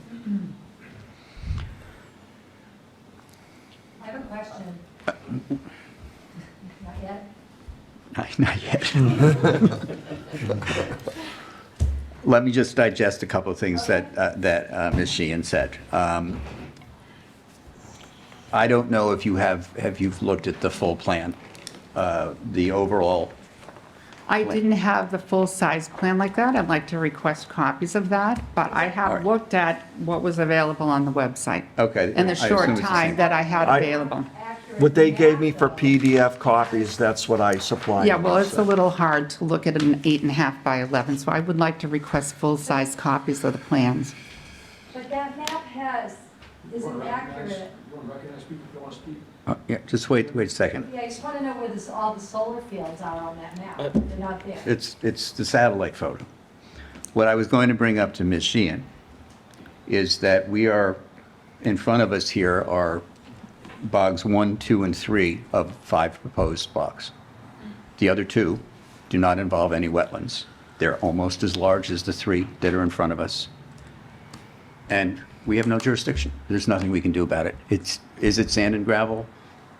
I'm sure it's just as forested. I'm sure it's on the same, the fact that they're going to have to clear cut and probably excavate, but because that has no touching of the buffer zones, it doesn't come in front of us. We have no say. Okay, so we will agree to disagree on that. The plans clearly show that there's over 1 million cubic yards of sand and gravel that's to be removed, that there's drastic changes in elevation, and we've given you expert testimony that changes in elevation change the stormwater runoff patterns, which is within the jurisdiction. Even if it's outside of your delineated wetland, we proved that in SLT's application, that you also chose to ignore the changes in topography and the impact on groundwater flow direction and stormwater runoff. All right, what I'm saying, and I'm not trying to be combative, but if proposed bogs 4 and 5 were the only 2 things that Mr. Panev was proposing at this time, neither they nor you would be here tonight, because it would not be on our agenda.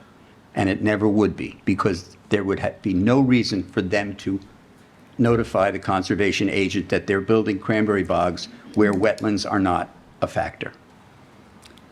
I stand by the request that you ask them to accurately describe the activity and not allow them to misclassify the activity as cranberry agriculture, as they say under oath right here in the document. This is a sand and gravel mining operation. It's not cranberry agriculture. So they're here. They have submitted an inaccurate application. I am asking you to require them to file a new application that accurately describes the project and shows how they will comply with the DEP stormwater regulations, the town stormwater regulations, and the Wetlands Protection Act and the bylaw. All right, you also brought up water resource protection. I want to read from you the Carver zoning bylaws, chapter 4300. 4320, water resource protection, town of Carver. Applicability. The provision of section 4300 shall not apply to land in agricultural use or land being constructed for agricultural use. They are saying that they're going to build bogs. That is land being constructed for agricultural use. So the water resource protection bylaw of the town of Carver is not applicable. Well, we're not here under the zoning bylaw. We're here under your But Wetlands you Protection Act. you brought the water resource protection up. I said that this is the Plymouth sole source aquifer and that 200,000 people rely on this drinking water. I understand. And that you are allowing sand and gravel to be removed and wetlands to be altered, and wetlands under the bylaw and under the state law, one of the values that they serve is the protection of drinking water, private and public wells. We are allowing them to do a little bit of work in a corner of three proposed cranberry bogs. And I would say that there's a possible 300 to 400, more than that. Maybe 3,000 or 4,000 square feet. You are allowing them to misrepresent this project as cranberry agriculture, which it is not by any legal definition. Chairman, you know. Please. No. Yeah. Yes. I'm not, wait a minute. 20 minutes of this stream of consciousness. Excuse me, we're ranting and stream of conscious dialogue. Now you're allowing people to insult professional attorneys who appear before you. I'm not asking anyone to, I'm not allowing anyone to insult. I'm You asking. just insulted me. Is this how you conduct your hearings? I'm allowing him to address your concerns. Well, then, do you have any further questions for me? Am I turning over the microphone to Mr. D'Ambrosio, who accuses me of ranting and stream of consciousness because he doesn't like what I have to say? I do not have any more questions for you. Does anybody on the board have more questions? Any other questions? I do not. 1 second. Yes, go right ahead.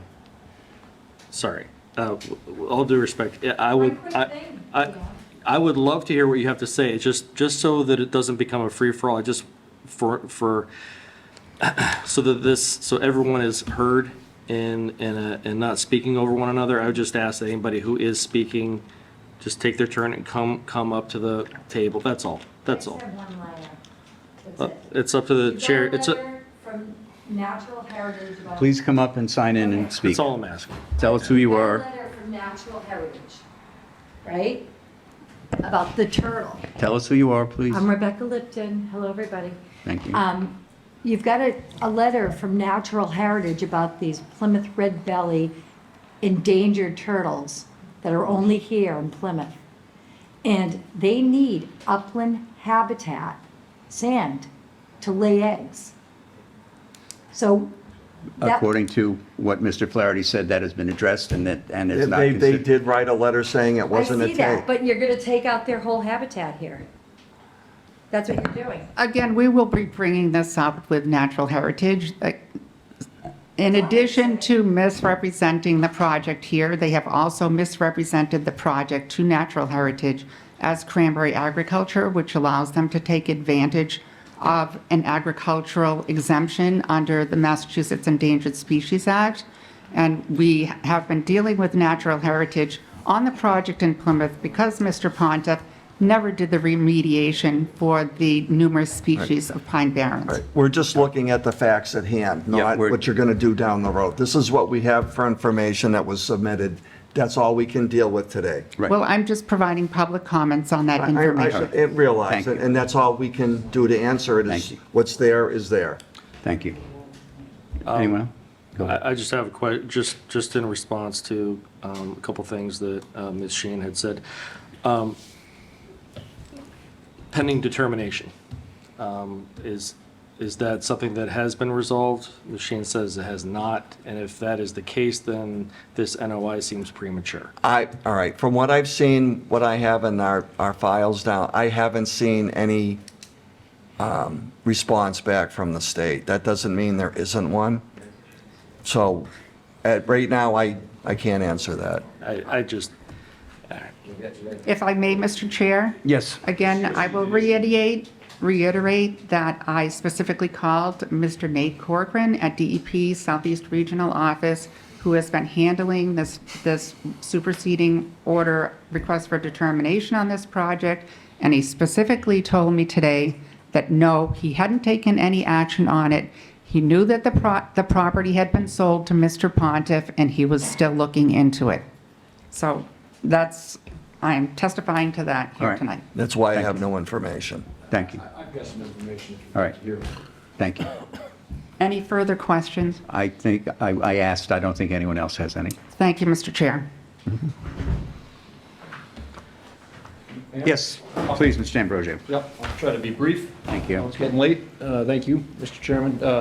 Well, so, I mean, for starters, a lot of that was irrelevant and not germane to this hearing, but, you know, a couple of things. I think it's completely disingenuous to allege, I mean, you could even call it slander, that this is not an agricultural project.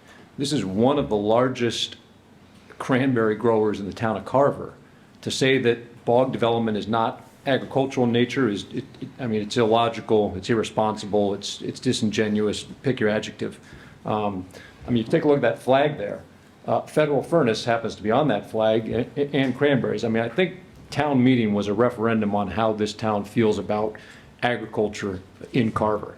And I think that some special interest positions were roundly rebuffed at town meeting. That was apparent to anyone that attended. You know, again, in terms of some of these allegations, you know, I think you did a good job, Mr. Chairman, of addressing the groundwater allegations.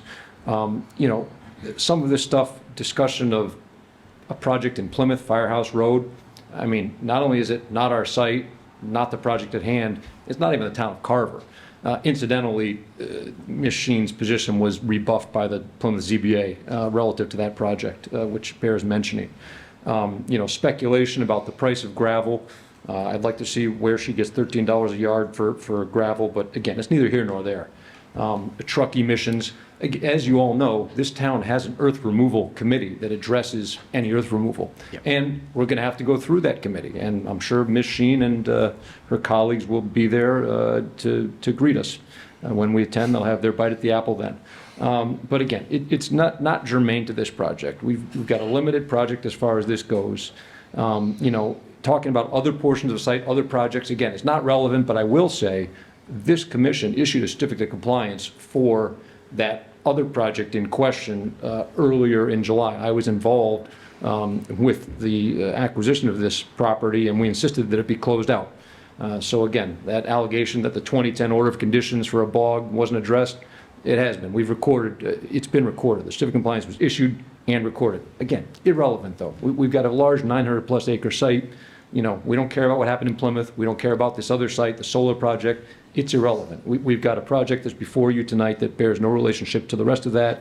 And again, I think it's irresponsible and inappropriate to level scare tactics about personal civil liability of commission members. I think it's a red herring. I don't think it's accurate, and I just don't think it's appropriate. It's not the kind of thing that should be introduced at a public hearing like this. Again, in a nutshell, those are responses to some of these items that were raised tonight, but, you know, in typical fashion, we've got a lot of stuff thrown against the wall, you know, sole source aquifer, this and that. Again, it's just not relevant to the project before you tonight. Thank you. Thank you. All right, again, are there any other comments from the board? I've got one. I did ask the engineer to uncheck the house box on the NOI, and I didn't get a corrected form on that, because I'm still discussing that with DEP. DEP did make that comment. And I also asked for a little narrative as to addressing some type of stormwater. I haven't received that yet either. So I'd suggest tabling it at least till the next meeting, till we do get those things. Do you think that you'll have them by our next meeting? Yeah, so there's no impervious within the 100-foot buffer of any wetland resource. The only impervious is added by the road where there's going to be a construction entrance. Right. Which is 185 feet But away from. you need to write that We can down. write that. Yeah, just for the fight, you have to. Wasn't, you know, didn't pertain to the Conservation Commission, but we can write that letter to go to Right. the file to, you know, put that to bed, if that's the question. But that's the only impervious added in the entire project. Okay. And the RDA, the outstanding? I haven't seen a response from that. What is its relevance to this? As far as, I would say none, really, to this particular NOI. Okay. All right. All right, if there are no further comments. Yes, sir. I will say that, and unfortunately, I was not able to go on a site visit today just because of work, but I'm just trying to get an idea from folks that had gone to the site in terms of topography alteration. You know, that does, you know, I would, depending on the site and depending on what we're talking about, you know, I do like to be as proactive as possible instead of us having to be make a tough decision based on something we could have gotten ahead of, you know, in terms of what is being removed, and how it's affecting the topography in terms of affecting runoff. And then the other question is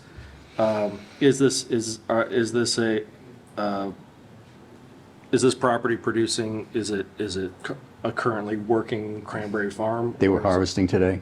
Okay, so, in terms of, because we've dealt with other cases where they haven't been making, you know, growing cranberries for. No. No, you said, We actually So- witnessed. yeah, they were doing it. They were You said flowing you- I'm just, away, so- I'm just putting a check in the box, agricultural, yes. the first truck Fine, went out that's all, Friday. you Is know. that what you said, Mr. Pontiff? And then you didn't do Saturday because of the hurricane, but you did Monday, Tuesday, and All right. today. So So- yes, it's active. There are a lot Okay. of cranberries in the water today. And Two big bogs were, at least that's, I And- saw at least two big bogs. And if we're not going, if this body is not going to address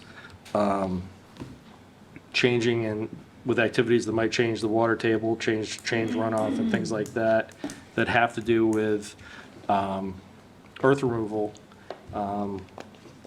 when things like that do come up, when these kind of questions do come up, can we not then have a technical review, some type of joint meeting to address these particular cases that have crossover with other jurisdictions? I suppose we could, Because I hate making decisions where we're like, well, let's see what they're going to do, and then. well, we're not doing that. I mean, know, but In this particular case, we have very, very little area that is under our jurisdiction. And, So in other words, Dan, if they pulled those corners back that were in our jurisdiction, they don't have to come back if they change their plan. yeah, no, I get all that. I'm just, to answer your question, that there's a lot of removal. There was a hillside and it was forested. And it's basically where those bogs, you can see the contour, if you look on the Yeah. second page, the contour. It's gonna be, you know, steep bank Yep. when it's finished, like typical. Right. Nothing to turn inclined for sure. Yeah, So anyway, you're suggesting that we continue this to our next meeting? I would, because I did request those things and it Yeah. would clean up the filing.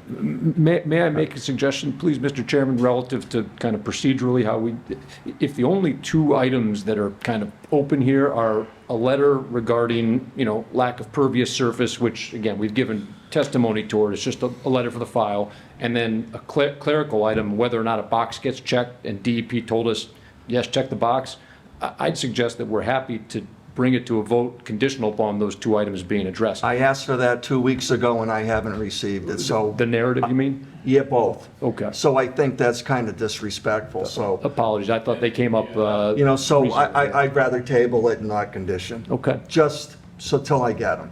okay, I thought those were newer items, okay. And I'd also like you to just make another call about the RDA. just Right, find yeah, out. we got to look up some things. Yeah, Some so, things were brought up that, Our next meeting is going to be October 4th, is that Correct. correct? All right, which is 2 weeks from tonight. So why don't we wait to 2 weeks and hopefully get in the things that we need and the answers that we need. So at this point, there's no other comments or questions? All right, at this point, I'm going to request a motion to close the public hearing. I'll make the motion. Second? Continue it. Do you want to continue it? Continue it until you get the information. yeah. I want to close the hearing, but continue the, We're going to close the public hearing. okay. You can't take information after the public hearing is closed. He's still waiting for an application material. This doesn't comply with the bylaw in any way, shape, or form. The narrative that's required, the plans, et cetera, et cetera. Mr. Flaherty has asked the information, you cannot close the public hearing and then take, I mean, feel free to do it, it's a great grounds for appeal. But you can't close the public hearing and then take additional information on a permit application that your agent has deemed incomplete. You're probably correct. So I will withdraw that. So I will accept a motion to continue this hearing until Wednesday, October 4th. So moved. Second? Second. All right. Dave Dan made the motion. All those in favor say aye. Aye. All right, so we're continuing till October 4th on this. Thank you, guys. All right, thank you. Now, catch your breath. We got to go back and do that variance, the bylaw variance for Right, yes. Cranberry Circle. Yeah, I need a motion to reopen the hearing. Need a motion to reopen the hearing on 24 Cranberry Circle. So moved. Second? Second. Motion to reopen the hearing on 24 Cranberry Circle. Dan made the motion, Dave seconded it. All those in favor say aye. Aye. Okay. I need a motion to grant the variance on 24 Cranberry Circle, SC 126-671. Moved. So moved, okay. Second? Second. All right, Curtis with the motion, Dave with the second. All those in favor say aye. Aye. Aye. All right, No. I'm a no to the variance. oh, and Dan's a no. All right, so no to the variance. So it's 4-1 that the variance is approved. Now I'll accept a motion to reclose the hearing on 24 Cranberry Circle. So moved. Second. Second. Right. All right, all those in favor to reclose the hearing on 24 Cranberry Circle, say aye. Aye. Aye. Any opposed? Hearing none, that's 5-0. Okay, now, we've got to go back to Meeting schedule. Meeting schedule and minutes, right? the meeting schedule for, Oops, sorry, that's yours. Gotta wait for Gary, probably. yeah.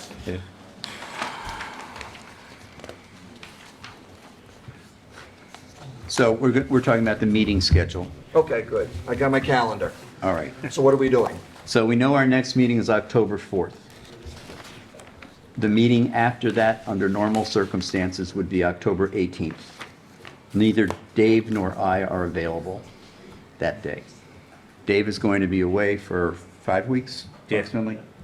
But I'm available the following week. So my proposal is that we meet on the 4th of October and again on the 25th of October. And then in November, instead of the first Wednesday, we meet on the second Wednesday. Second and third. No, Oh. second Wednesday, Okay. Which is the 8th. The 8th. which is the 8th, and then we meet again in the first week of December. That's So it? for Thanksgiving, take. So just have one in November. One meeting. One in November. All right. Because if we go 2 weeks after the 8th, it's the 22nd, which is the day before Thanksgiving. Let's see. Christmas, we normally would have December the 6th and the 20th. Okay.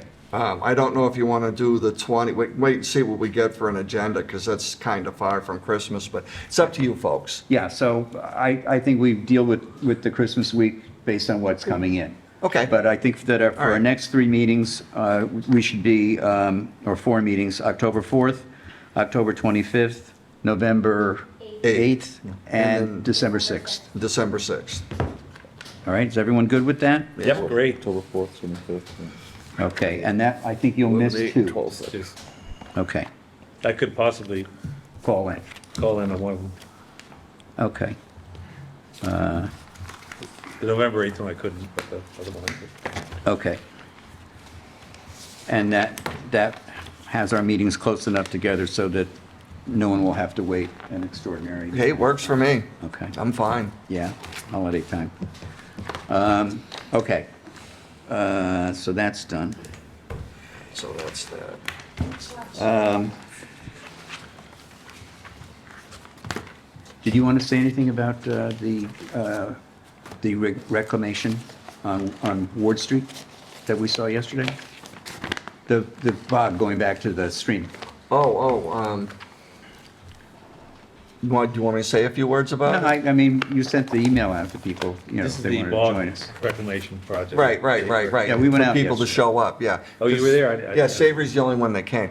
All right, we met with representatives from the Army Corps trying to get their permit. And a gentleman from the NRCS was there, DER State was there, and Sarah Stearns, the consultant. And It looks positive. They think they can have the permit from the Army Corps in 60 days. If they get this permit, he can start. He's been waiting almost 2 years for permits. And the funny thing is NRCS, which is the farm people, the ag people, they hardly talk to the Army Corps. They don't have overlaps in projects like this, so they're kind of like looking at each other like, what do we do? So they're going to pass a lot of information back and forth and try to come together on this. It's a good project. I hope it moves forward. Yeah, this seems to be sort of a trial program, and everybody from all the different departments who were involved were kind of in the same mindset of we have to work better together. Yeah. To make these things a smoother, quicker flow. Because it's a good thing to have these reclaimed, but if people are going to have to wait 2 years to do it, they're not going to do it. They're just They're going to walk away. they're going to abandon their bogs and walk away. Yeah, sure. And then it goes to, it goes to pine trees and then it dries up. Yeah. And it's not a wetlands anymore. So, the hope is that it gets more of a streamlined process so people are more likely to do this and maintain wetlands when they want to give up their bogs. Yeah. So, anyway, it was interesting yesterday. All right, minutes. Did everyone read the minutes from August 16th? Carl, you weren't here, so you're off the hook. I'm off the hook on this one. He's looking around. You don't have it. One abstention. Yes, right. All right, so I'll entertain a motion to approve the minutes. If anyone has any corrections or not? So moved. Second? Second.